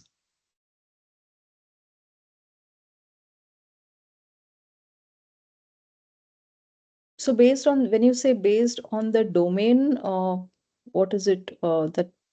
Healthcare is a domain, no? Vertical. Oh, that way. Okay. Ah, ah. Okay. Okay. I mean, yeah, you could have a portfolio around, like, I'll only speak about what I work on. You can have a portfolio around biologic entities, Yeah, and you can have a portfolio around chemical entities, which are ah, small molecules, yeah, chemical molecules and biologic molecules, because both have very different, ultimately serving healthcare. yeah. But So one level above, it is healthcare. yeah, Okay. And when you come a step below, pharmaceutical is also healthcare. and biologics is Hospital also is a healthcare. hospital is also healthcare. Yeah, very, very true. Yeah. Okay. So that could be a sub portfolio within pharmaceutical. Okay. You can say generics, proprietary. Yeah. Okay. Within generics, again, you can classify. Yeah. So sector becomes, okay, probably uh, at the sub level industry. Within that, it becomes product. So you bring product into it. Okay. So it's very arg centric. How do you want to define? You define. Yeah. Okay. So you only have a good story to tell on what basis this portfolio is coined. Okay. Like that. And yeah. So I think why we carve it, subdivide it, decompose it, largely in terms of the resource optimization, value creation, value maximization. Okay. So that way we try to do that. And yeah, Madi, anything you want to add? Sir, I was about to share something, but your last sentence, that it depends upon the company how they want to define it and call it, actually is what I was trying to convey. So that summarized Ah, what I had in my mind, because I was trying to give an example of Salesforce product where mm, there is, because sales can be a sales portfolio, service can be service portfolio, commerce, marketing. So they have a product which serves all four divisions. So mm, each division can be a portfolio, but cloud serves all those things. At end of the day, it all um, points to how a company wants to define. So yeah, I had the same point. I don't have any other point. yeah, good. Uh, and I think, like for example, why this is important for us is tomorrow you are expected to go and give this insight to the organization. Okay, in terms of creating, sunsetting, modifying, subdividing as needed. Okay, and elevate the people to that level of thinking. Now, at probably at the lowest level, every function is a portfolio. Okay, I say it at the lowest level because at a department level, for example, let's say operations. Okay, So they should not think that they are simply a function within a broad spectrum. I don't have power or I don't have authority like that. Okay, so if you look at the definition, portfolio is a component collection of projects, programs, and operations. Okay, so a department should have the capability to run all these three, no matter how small the department is. Okay, so we need to bring them, because most of the time, if you look at it, the operation is something very, people think that very easy, and they get into that comfort zone and say that if I get into an organization, I join as a graduate engineer trainee, I can retire as a vice president operations. Okay, I don't need to do anything else. There are so many public sector companies, okay, as well as some of the private companies operate like that, and they never kind of grow beyond that. When there is a kind of it is being shook, shaken up, okay, by some environmental impact, political or uh, other environmental, the economical impact, and they are forced to close the company. Okay, because they don't see, okay, the individual department as a portfolio, and should look at continually in terms of how do I adapt changes which Madi brought about it, okay, that are happening within and that comes from outside, and then initiate new ideas, projects, programs to continually sustain, improve the operations, keep delivering the value to the company. So, I mean, before that, like 2020, 2010, 11, okay, we went to Vizag steel plant. Okay, it was, they were upbeat for 13 years back with a huge expansion happening around all those things. But their adoption in terms of okay, the projects and programs was negligible. Okay, there was one group focusedly working on greenfield expansion project with all consultants, contractors around. The rest of the whole manufacturing side, okay, it was functioning like a proper government office. Okay, now 10 years later, it is a helpless child. Okay, they're running to pillar and post just to keep the organization up and running. Okay, so that is because that thinking, okay, adoption, it's not there. That portfolio thinking is not there at all. Okay, in a well run engine, okay, which is going on smooth. Even in pharmaceutical, okay, I think Sun Pharma only were took over. No, there was another Noida based company. Yeah, no what? Yeah, Ranbaxy. Ran Baxi. Okay, I ran a program, project management program. Okay, when I did it, twice they failed to set up PMO over a period of 6-7 years. They could not set up a PMO, and then they wanted in 3 days you have to turn the organization upside down. I said it doesn't happen. Okay, so it was so kind of legacy they were maintaining, and it became helpless to sustain. Okay, so that is the part, and yeah, let's continue. We just already reviewed it. Okay, there are three major components. Project is a temporary endeavor to create unique. Program is a group of related components coordinated and run to obtain benefits. Okay, now since you both have not passed through PGMP, okay, it is very, very important for you to understand as a portfolio professional, when you are looking at purely as a deliverable, okay, that is your boundary, it is a project. The moment you are expected to show outcome plus change plus demonstrated benefits, no matter how small, how big is, you need to take it in the form of a program.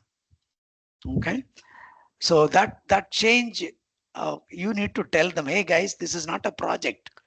Okay, for answers A, B, C. Okay, so we need to explain and then structure it as a program, and then how you need to run this. We need to show them the way.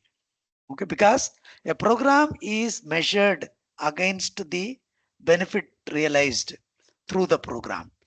Okay, unless they demonstrate the benefits that they have forecasted, set as a target, measured as a metric, and then put a sustainability in place, it is not closed. Okay, the sustaining is part of operation.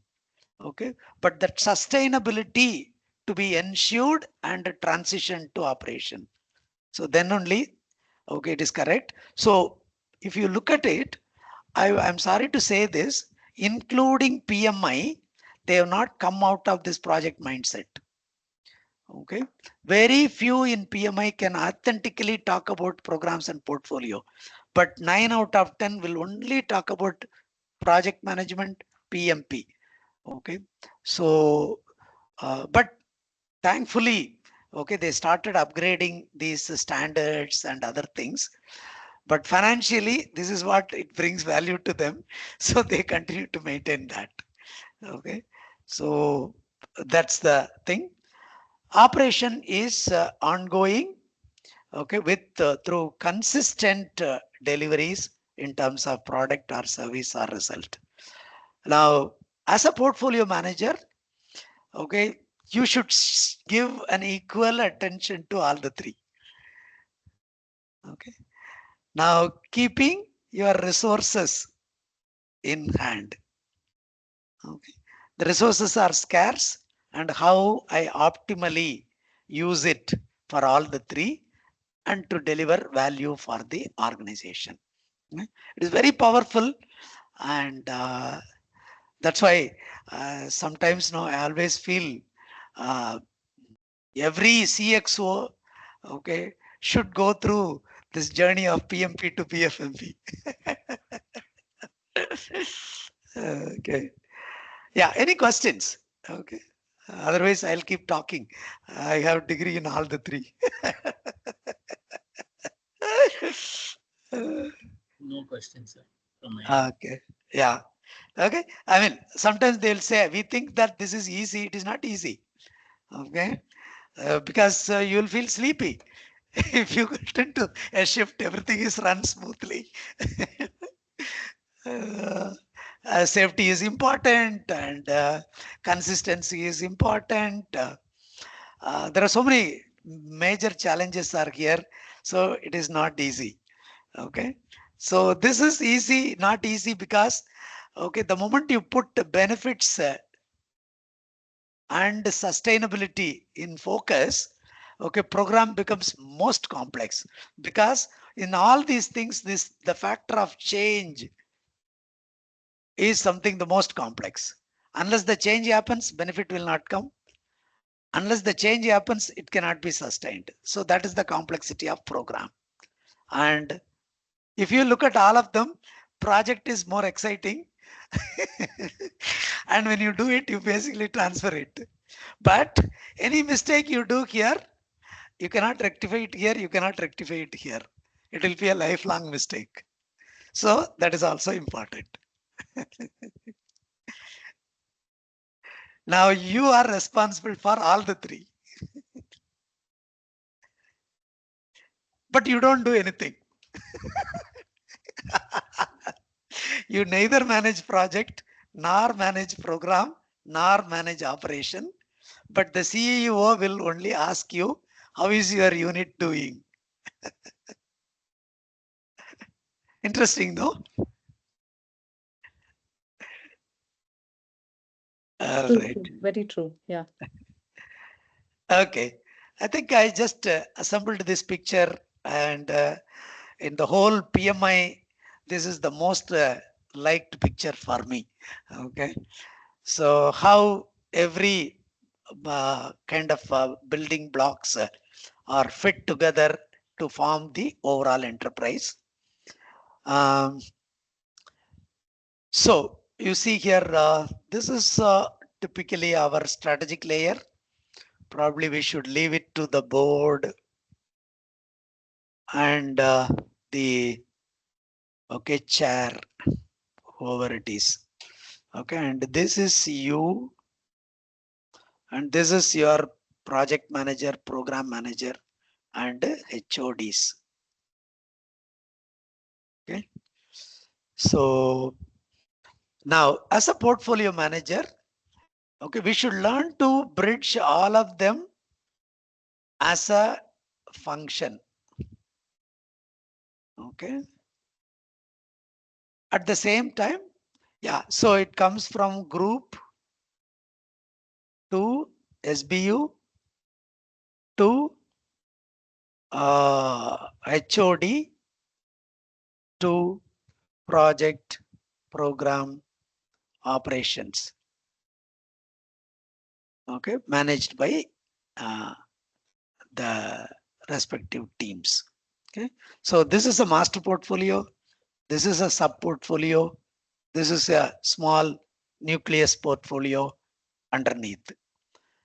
Okay, so of course it may not exactly fit in different organizations. Okay, sometimes no, this HODs okay will handle only one set of projects and programs, may not be even programs. Okay, and some of them will directly come under you like that, a separate program, separate project. Okay, but it is very important if it is going to handled by finally by the operation. Okay, so you need to basically connect them to this separate entities so that overall portfolio success and value is delivered. Okay, otherwise this project guy will walk away, program guy will walk away, and the operation guy will say, I'm helpless. Okay, in many organizations I am seeing, okay, these projects and programs are largely outsourced.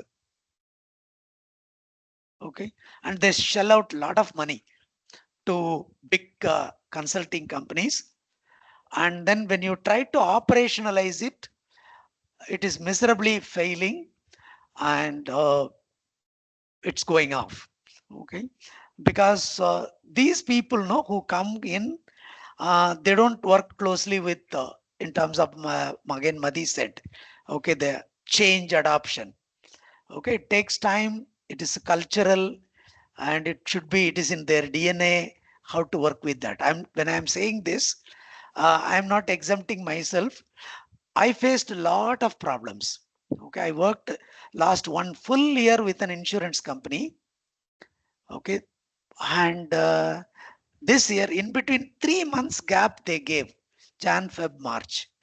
Okay, and April, May, June, it is completely derailed, and the whole effort and money they spent, okay, is absolute waste. Maybe one document is there with them. That's it. Now, it is not the first failure. Before that, they actually experimented with the big consultant shelling out a lot of money. The second attempt, they experimented with us. That also failed. And the guy with whom I worked, okay, his title is Business Change Management Head. Okay. And he said, I'm so sorry, sir. This is what, okay, the HODs and the organization gave the feedback. Now they recruited a new CIO and he is reopening everything and we are going to restart the whole thing. Okay. So, and again, okay, this is where our project program management will really help. And the recent things, I learned it in a very hard way. Okay, the bringing this agility, okay, is going to play a significant role. Okay, I didn't do that with that insurance company. Okay, in my last assignment, I simply listened to customer and then I followed and we failed. Okay, so that is important how we take connected the dots. Okay, so since we are talking about portfolio management, I made it as a big layer, but it is not so in many organizations. In fact, in some of the companies, okay, it will be just a one-man army. Okay. Yeah. Any comments on this?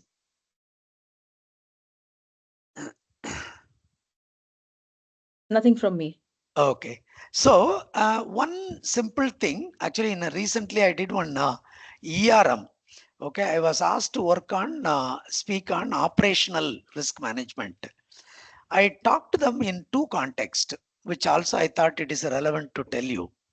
So in this context, if you look at it, operation means something like a department, okay, for supply chain function and HR function, finance and accounts function, operation, production function, okay, which is involved in recurring activities that supports the service delivery, produce, and then ship it out. This is one context. In another context, if you look at it, the whole thing is treated as operations.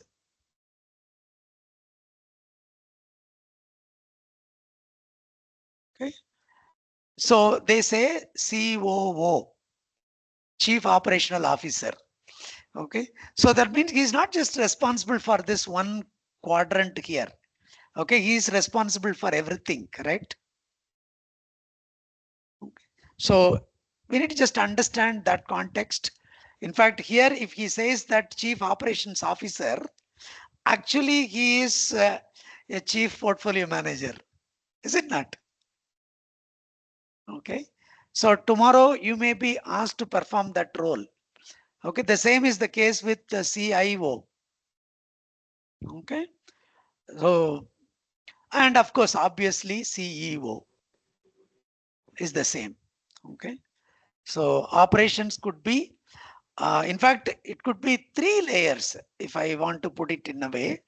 One is operations at org level. Second, operations at the unit level. Third, operations at the service level. When I say service level, HR is an operation, supply chain is a operation, SCM. Okay, finance is an operation. Okay, at that department level, I would say, is also an operation. When I say unit level, it is SBU level, is an operation. Okay, so let's be kind of sensitive of in what context they talk about operation. Okay, so as a portfolio manager, we are responsible for that also, all that three levels. Okay, now this is something important, okay, to understand. Are you able to differentiate between portfolio, program, and project? And I think in this itself, we can speak for an hour, but probably we'll pick up one or two rows alone and then differentiate. And then offline, we can read it, okay, rest of it. So which one you would like to look at it? Definition or scope or change or planning, or how do you measure success? Which one we will pick it up? So planning, yeah, Planning? unless Shravanti has something else, because I Yeah. feel that So, that is a bit complex compared to others. okay. So we'll pick up for you planning. For Shravanti, we'll pick up one more. Okay. Yeah. Will you read it? Okay, I Planning will alone. done. Okay. Yeah. Project managers progressively elaborate high-level information into detailed plans throughout the project life cycle as a project. Project level. Program. Okay. Yeah. Wait a minute. We'll just go into it. Okay. When we say progressively elaborate, okay. So let's say concept to pilot or feasibility to pilot and then scale up and then take it to production level, something like that. Okay, progressively elaborate. At each level, I may have a stage gate and then move on. And I may even say no to it at the end of each stage or phase. Okay, it is at the project level, progressively elaborate. So Okay. more to do with agile because product It is it built it in. Yeah. it can be applied in either way, Madi. Okay. Okay. Okay, it could because the progressive elaboration as a concept, Yeah. it can be applied in both way. Probably Okay. as we go down the line, we will further expand it. Let me see Okay. why it's not coming up. Let me clear the marking. Now, this term is very common in agile world. That is why I Yeah. mentioned that. I agree, phase gate exists, but any Uh, products that we build, usually uh, the MVP comes into the picture and product increments, be it a website, be it a portal, be it integration, any technology. I'm just talking purely from IT perspective. yeah. So such Uh, progressive elaboration is a word very commonly used. So, shall I tell you so something? yeah. If you ask Shravanti, she will say progressive elaboration is a very common terminology in predictive life cycle. In a pharmaceutical scenario, progressive elaboration is very clear in predictive life cycle. Okay. Okay. Yeah. Stage gating. If you tell agile world stage gating, they will hate it. We don't Okay. want stage gating. Okay. So we can apply it in both. Yeah. Now read program. Yeah. Programs are managed in a manner that accepts and adapts to change as necessary to optimize the delivery of benefits as the program's components deliver outcomes and or outputs. Sorry, I clubbed with the moving. I'm sorry. I'll read it again. I'm sorry. Programs are managed using high-level plans that track interdependencies and programs of program components. Program plans are used to guide planning at the component level. I'm sorry, sir. You lifted and I read change earlier. No, no, it's also my mistake. I moved it. Okay. So programs are managed using high level plans Yeah. that track the interdependencies between components. Components here are projects predominantly. Okay. Program components. Program plans are also used to guide planning at the component level. The program plan guides component level planning. Okay. Now we are now talking about multiple plans inside a program. Okay. So just for you, okay, I'll just give one case. The program life cycle goes like this: program definition, program delivery, program closure. Okay. So as part of program definition, so we have two sub phases. One is program formulation. Second is program planning. Okay. The formulation is basically doing a lot of assessments, securing the funding, baselining, okay, the architecture, roadmap, etc., etc., and then you take it to plan. Okay. Now during delivery, you will basically start, run, close, start, run, close, start, run, close, multiple projects. Okay. So that's what, okay, see, he's here. The program focuses on interdependencies between these components. It also guides the component planning. So this plan and roadmap guides all these individual project plans. Okay. And it always remains at a high level. Detailing, it will leave it to the project manager. Okay. It will always remains at a high level and roadmap. When a project manager does a detailed plan, automatically it rolls up and sits in a master plan, which is a detailed program plan. But program manager doesn't do that. Okay. He gets it done from the project manager. And the program manager and the project manager, okay, together gets the benefits out. Okay.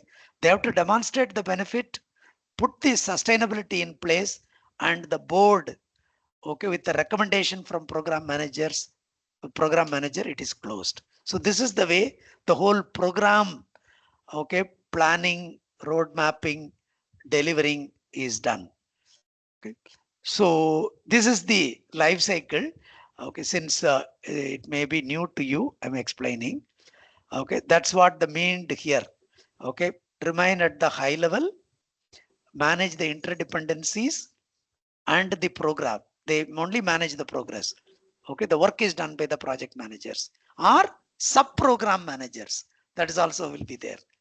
Okay, program plans also used to guide the uh, component level. Okay, read portfolio.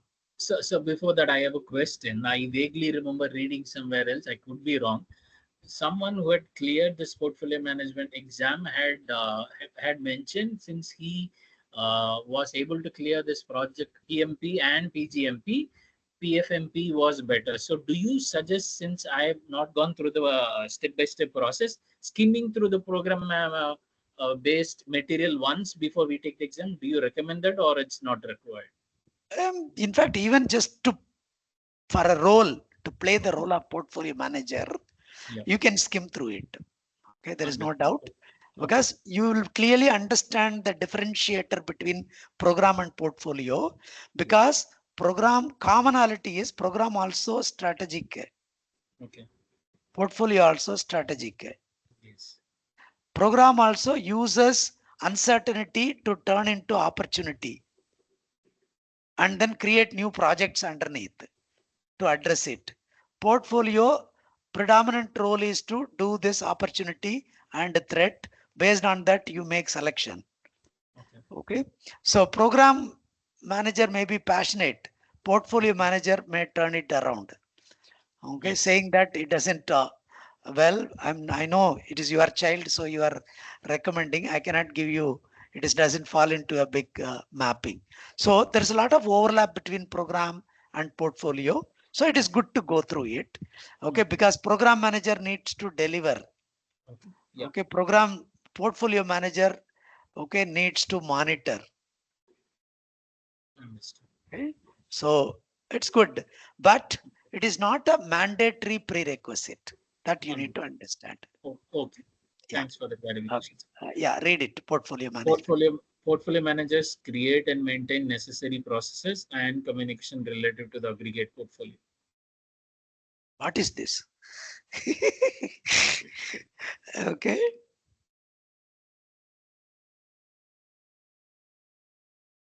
Little inadequate. Okay. Doesn't matter. Okay. But predominantly, I told you, no, the front ending role of the portfolio manager is to set the portfolio governance.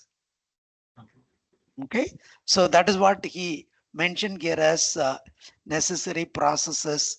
Okay. And the communication links and all. Okay. And then facilitate decision making. Okay. So when you do this, you need to really be a 360-degree focus in terms of stakeholders. Okay. You address organization's top line, you address the complete bottom line. Okay. You also need to address some of the peer lines in terms of statutory or any other things. Okay. Funding, etc. So that's why probably they simplified the definition to, okay, planning revolves around establishing processes, communicating to the people, okay, and protect the aggregate portfolio that is established upon you. Okay. So it's a big responsibility, very light role if you look at it compared to that. Okay. Let's see anything. Probably, okay, the planning, the more weightage would have added to, okay, the management part of it. Let's not worry about it. Yeah. Would you like to, what is you would suggest, Shravanti? Yeah, maybe success. Okay, let's go. Yeah. Yeah. Read it out. So, at the project level, success is measured by product and project quality, timeliness, budget compliance, and degree of customer satisfaction. Very clear, no? Yeah, that's Okay. clear. All our key metrics, Yeah, SQC, okay, scope, schedule, quality, quality. and then customer or stakeholder. Okay. Correct. So at the end of it, who faces the shop floor? The bottom line, it is the project. Okay. Yeah. So program manager.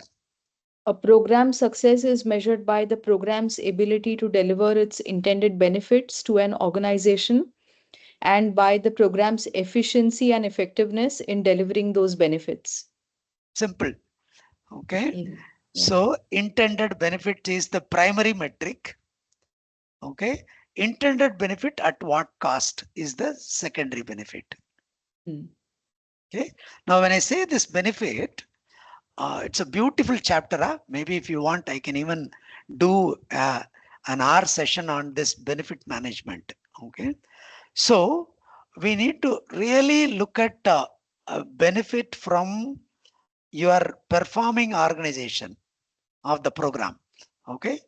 Organization, benefit from customer, benefit from benefit for, not from, benefit for contractors and suppliers, benefit to the team. Okay. Benefit to the outsiders. All of them you need to look at what is their stake in the program, how I am addressing their stake. Okay. Very unfortunately, a lot of Indian IT companies know, okay, they play this role of delivering services on a T&M or turnkey. Okay. So they have at least direct touch with the end customers and the associated benefits. So here is where the program manager sits.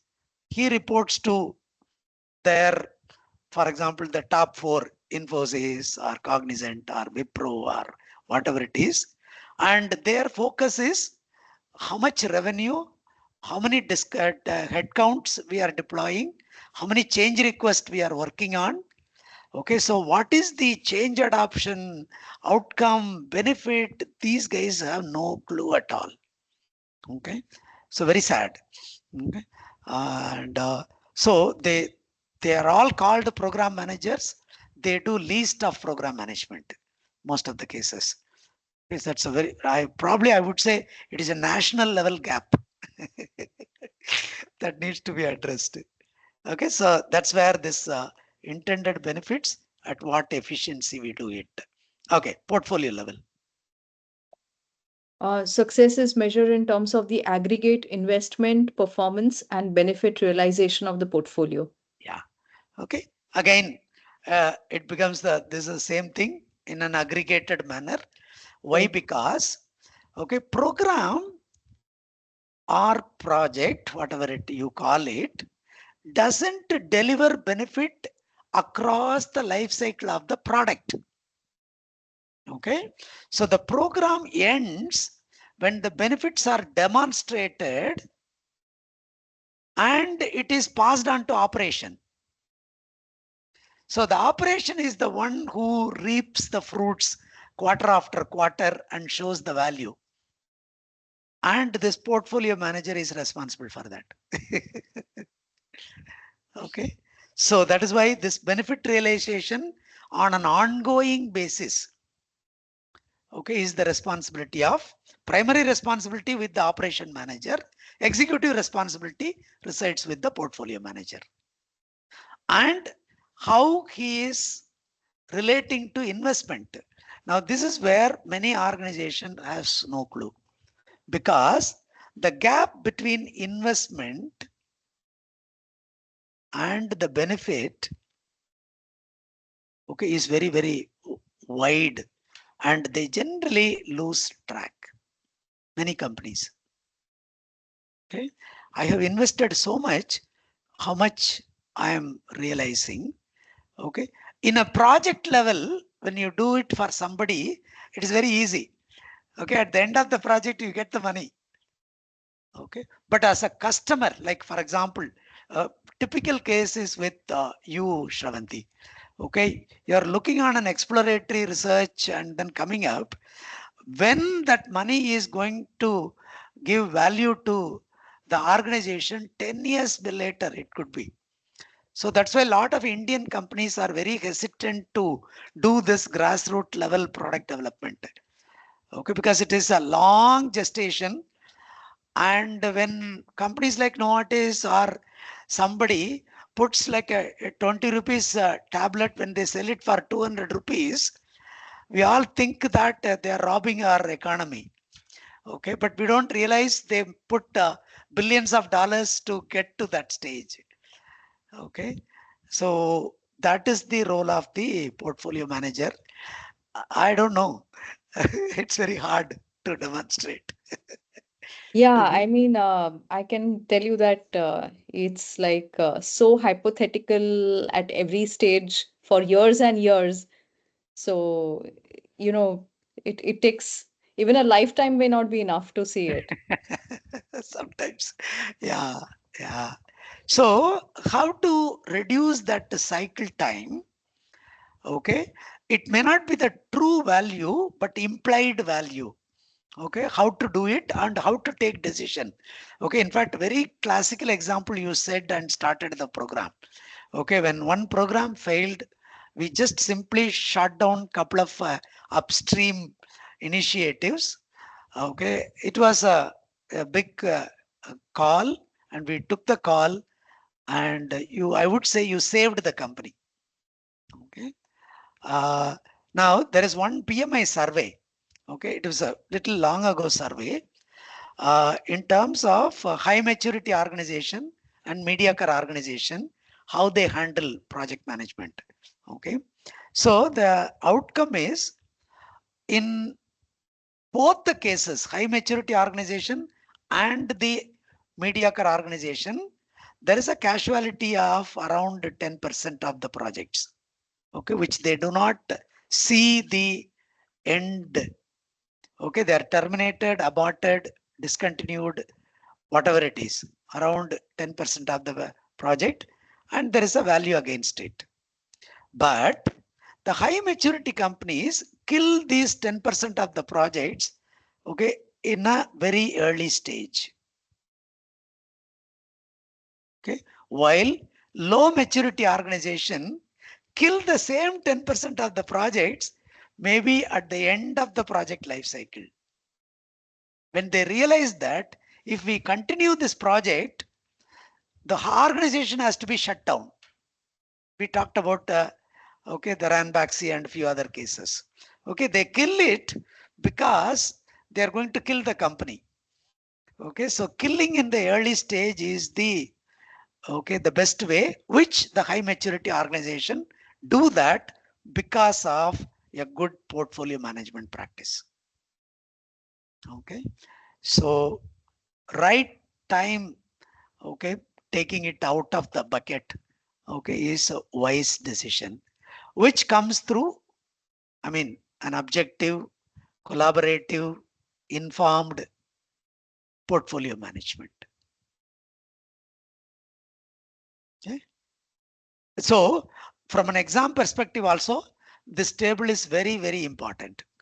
Okay, so we need to scan through each of these factor and how it is different in these three layers: project, program, and portfolio. Okay, right. So the same thing, I mean, I just for reading purposes, I copied and put it in this. So this is the change actually. Earlier they said the portfolio do not have a life cycle. It was not there in the third edition. Okay. So the portfolio, earlier term they used is process group. Yes, defining, aligning, and Yeah. optimizing process So in groups. terms of defining, aligning, and then optimizing and controlling, something like that, three process groups. Okay, which I mean, these are all wording.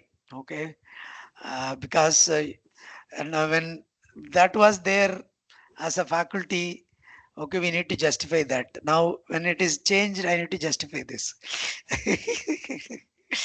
So how you do that and all, but it is pretty easy. These are all evolving. Okay, so we will look at it broadly. Okay, what it means to be planning, initiating, sort of the executing and optimizing part of it. But I think our most of our learning will come from this. The other thing, okay, we'll start with strategic portfolio management, then continue with governance, and then move on through this cycle. Okay, so that we will do it. And so these are the also the 5 essays that we are expected to do. What So we will also, question. yeah, Yeah, okay, I'm sorry. go ahead, go So ahead. usually when there's a new module created or a process group created, PMI usually takes out some from other modules and then creates one and adds some. So since this portfolio capacity and capability management is created new, was it again segregated from any of the other groups, or they created something from scratch? Very I'm good just curious. question. Very good question. Earlier, this capacity and capability management actually was a technique in the third edition. Okay, very dominant technique. Okay, and it actually deserved to be elevated as a domain by itself. Okay, so that is what they have done it. So earlier it was part of this value management, Okay. and the value management also it was named as performance management. Okay, Yes, okay. yes, it was So performance. now the Yes. performance general tendency is, okay, we think that it is more of a schedule, or even if you come to monetary in terms of returns, etc. The value includes tangible, intangible, financial, non-financial. So that thought also should step in. So they changed it to value management. Okay. Okay, right. So we will elaborate these things down the line. Okay, I'm just giving you an overview, and then we will go and detail it. Role. Okay, this is something very interesting for us to understand and remember. Uh, establishing and maintaining, okay, a portfolio management framework. I would say this.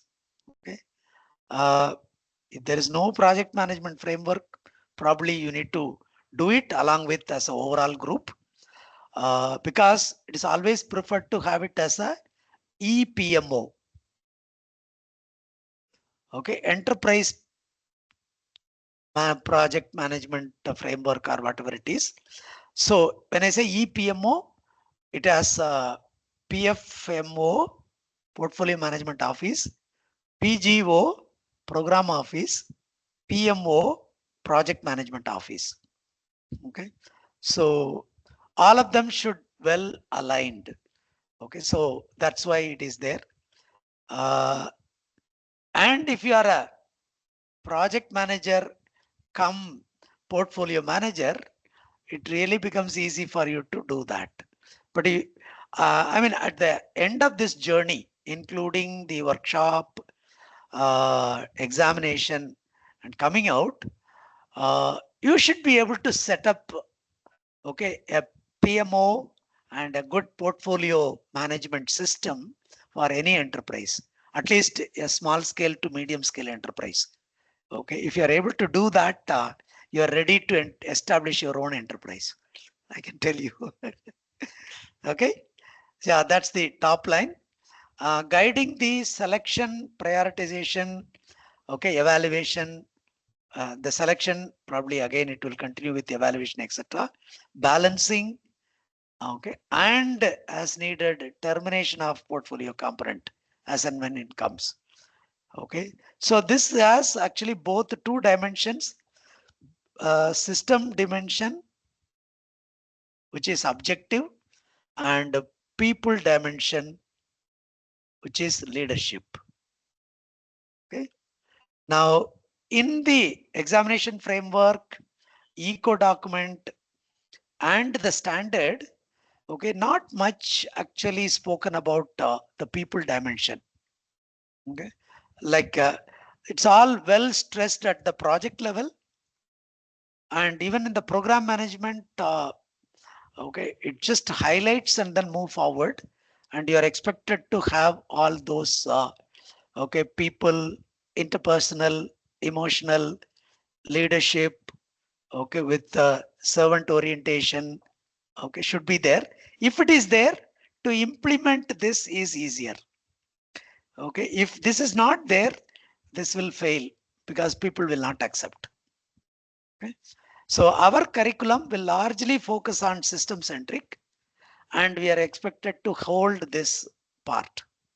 Okay, so that is what you will see, that establishing and maintaining appropriate infrastructure and system, continually reviewing, reallocating, reprioritizing, and optimizing.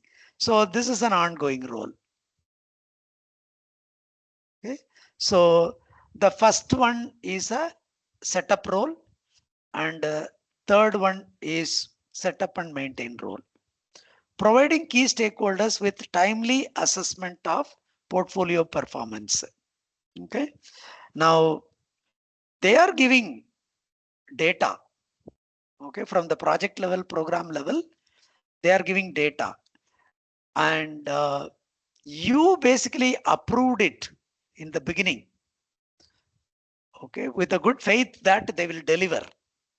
During delivery, they are giving data, how it is performing, and you need to give back, okay, how it continued to be aligned with the strategy or with the organization.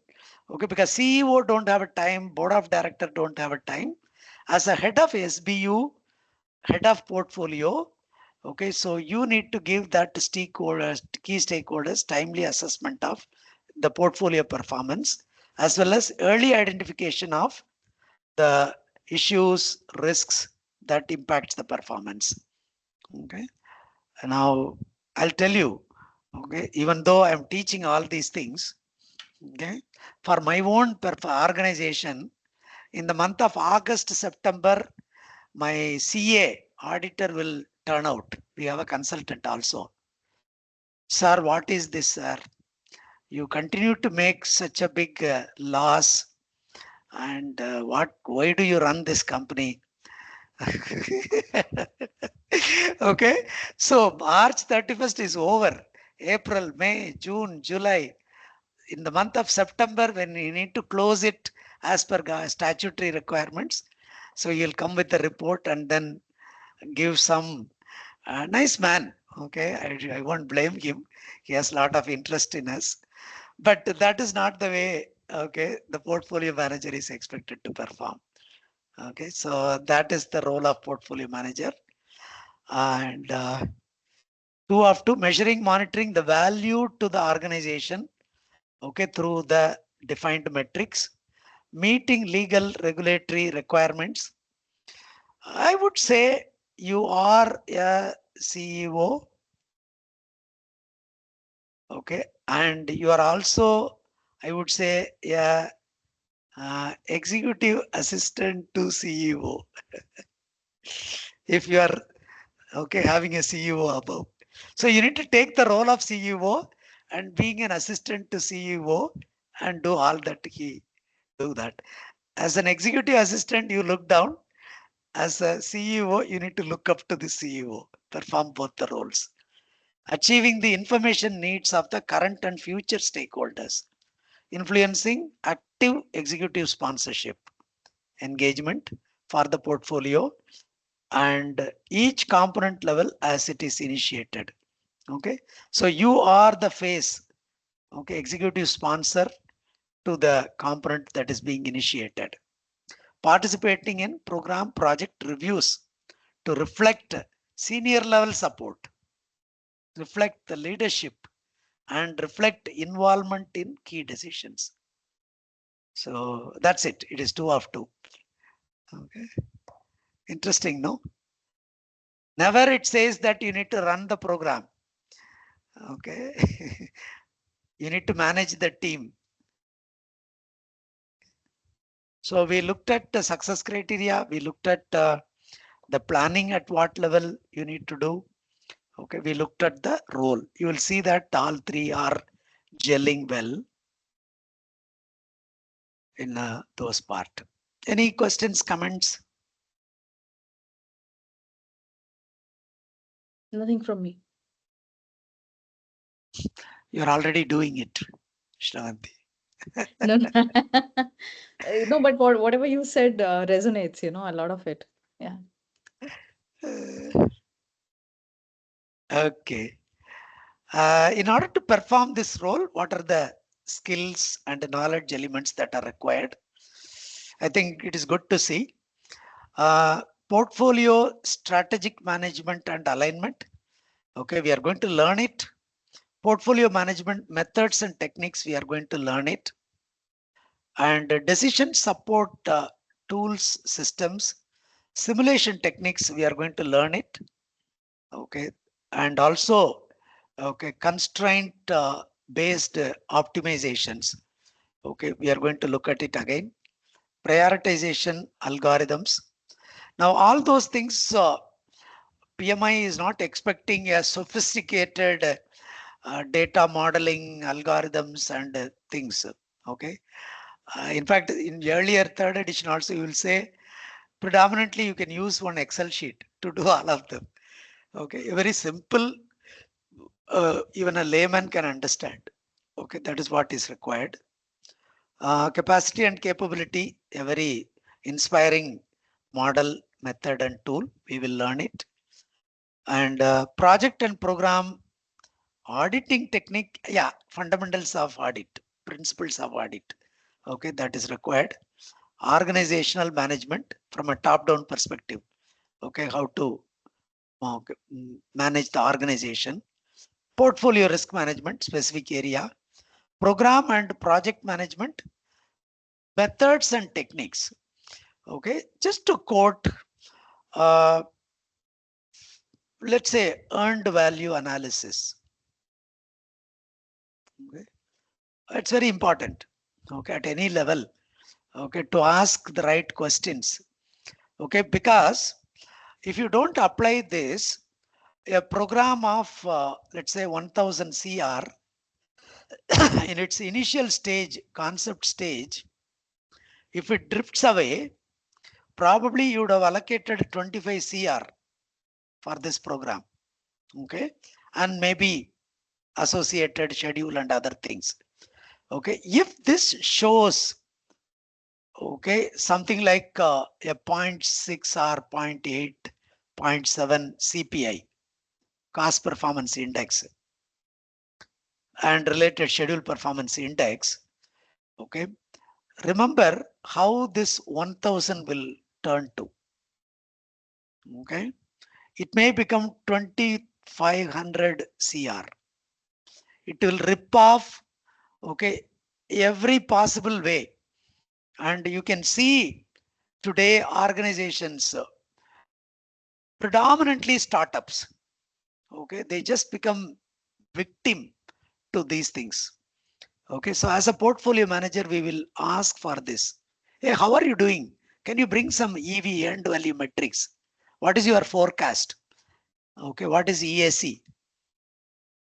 Okay, and if they don't have a clear answer, set it out. Things right. Okay, how do you do on your roadmap? Ask the program manager. Okay, if CPI, SPI is not correct. Okay, can we think of dropping some component, reallocating the budget to do something that are doing good so that we set the right expectation to the stakeholders. Okay, so it is very important to learn some of these techniques. Okay, the difference between project and program, as I told you, largely limited to benefit. Rest of the things we'll also learn as part of portfolio. There is no difference. Okay, I read yesterday. I mean, I watch this edutech companies a lot because I myself being an edutech company. Okay, so I saw one. Mm, uh, I think Stanford report. No, some big institutional report. I think Financial Times report. Okay, on this Byju's yesterday. Okay. So, I mean, I'll tell you one classical case. They floated a US entity against which the lenders gave somewhere around 570 million US dollars. They took the money, invested into another hedging firm. Okay. The whole money is invested into that. And today, this CEO of this saying, I don't know where this 570 million went. He had no clue. He's not able to tie it to one asset or one IP. Okay. And informally, when they went through it, okay, this hedging firm was started by a 22-year-old school dropout who have no knowledge about anything. And getting this, okay, he purchased a scores of Ferraris and I don't know, all those top-notch cars, some condos, and splurged the money, and he's also empty. So you understand what is missing, what was missing in that company. Okay. Did I stop sharing? Yeah, Yeah, just you can't see the screen. One second. I'll just do that. Yeah. So you see my biologically how things work. When it is 16:59, my sharing stopped automatically. Yeah, looks like there's a timer. No, I clicked something wrong. So, okay. Uh, yeah. Okay. So, what is the knowledge and skill? Yeah, we looked at it. First page. Second page, organizational, industry, and domain acumen. I think you are all having it. Covering the relevant markets, customer base, competition, trend, standards, legal. Oh, the list is huge. Okay, ability to do a financial analysis, okay, in terms of risk, return, etc. Portfolio performance metrics and targets, we will learn. Portfolio component proposal, okay, preparation, evaluation, and selection, okay, which you will be asking your PMs, PGMs to do, and you need to do the evaluation. So you need to give them the guideline how you are going to evaluate. Resource management, that is again, okay, is a role because you are supposed to give the maximum value at an optimum cost and resources. Stakeholder engagement is a big job, leadership and management and general management. So if you put them all together, okay, it is equivalent to leading a organization as an entrepreneur, as a CEO. Okay, now tell me, okay, I would tell you every startup fellow, okay, should compulsorily be evaluated against all these things. How much he has that. If you see, they just go to market, go to lending agencies or venture capitals with one product idea, and they say that I have to pitch from first floor to 10th floor within that 70 seconds. I need to get some millions out of it. Okay. Yes, product idea is very important, but it is necessary but not sufficient. I guess you will agree with me.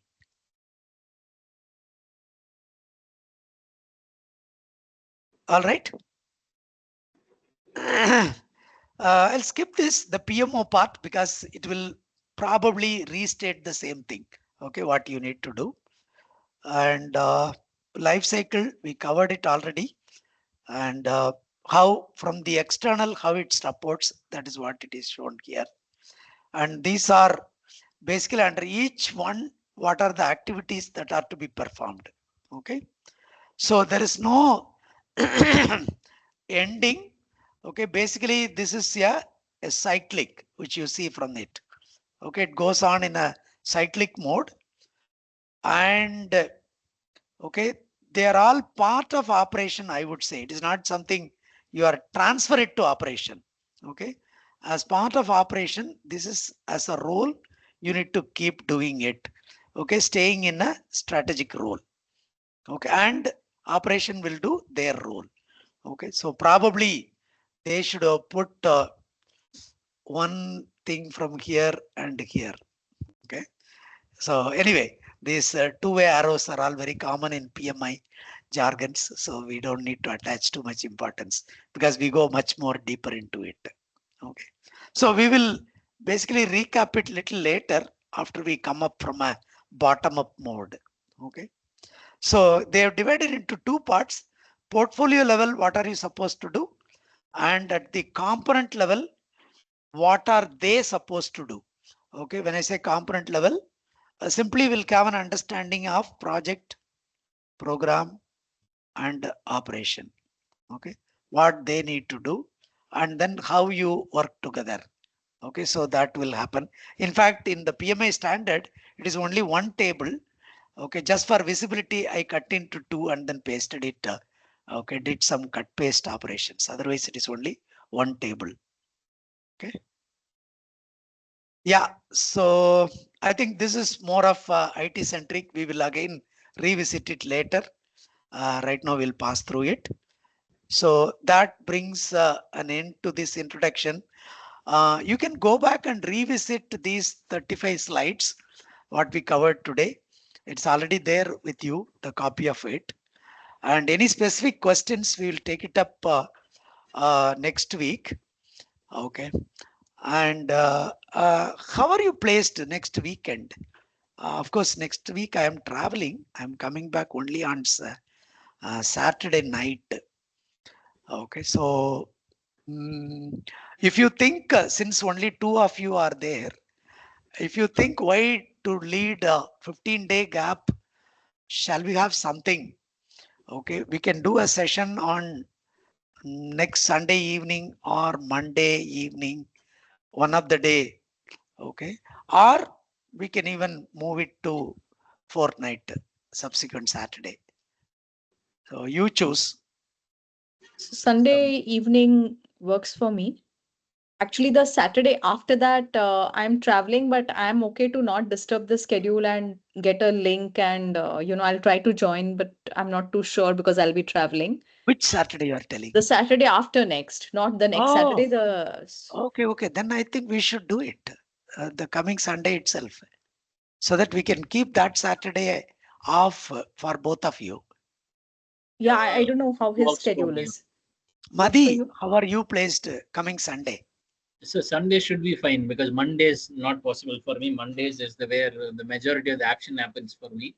Yeah, So yeah. In fact, weekdays not evening possible. is the one you start the Yes. day and then end it by midnight, and then getting up late morning. All those things happens. No, Monday is where we plan the releases for every week. So Okay, majority of okay. the Yeah. client stakeholders are in a meeting in which I have to take them through. So Okay, okay. I will look at my calendar Sunday evening. Okay. Okay. We don't need a long session. Probably 90 to 120 minutes are good enough actually. Okay. Okay, sir. So we will do, and then we will pick up only the strategy part. Okay, next week, and then again further Saturday, if Shravanti is traveling, we will align so that we will do a live virtual. Okay, you don't need to look through recordings. In any case, recordings will be available, and Sure. we will put the recordings and a few other uh, deliverables in the e-kit, and it will be in an LMS, a learning management system. The learning management system will have a portfolio management program as one stream. So there you will be enrolled and you will get a login password. Okay. Yeah, I think we already got it, but yeah, Uh, okay. so we can look through it Yeah, sometime in the coming weeks. Okay. All sure. right. Thank you. Any feedback? Are we going in the right pace? Am I talking too much? No, no, it's absolutely fine, and I need to work on the application. So I'll start that. Yeah, you can start that. And then we'll briefly do a review. And if you send the credential, I can do offline also and then get back to you. Will. Okay. Thank you, Madhi. Thank you, Thank you. and see you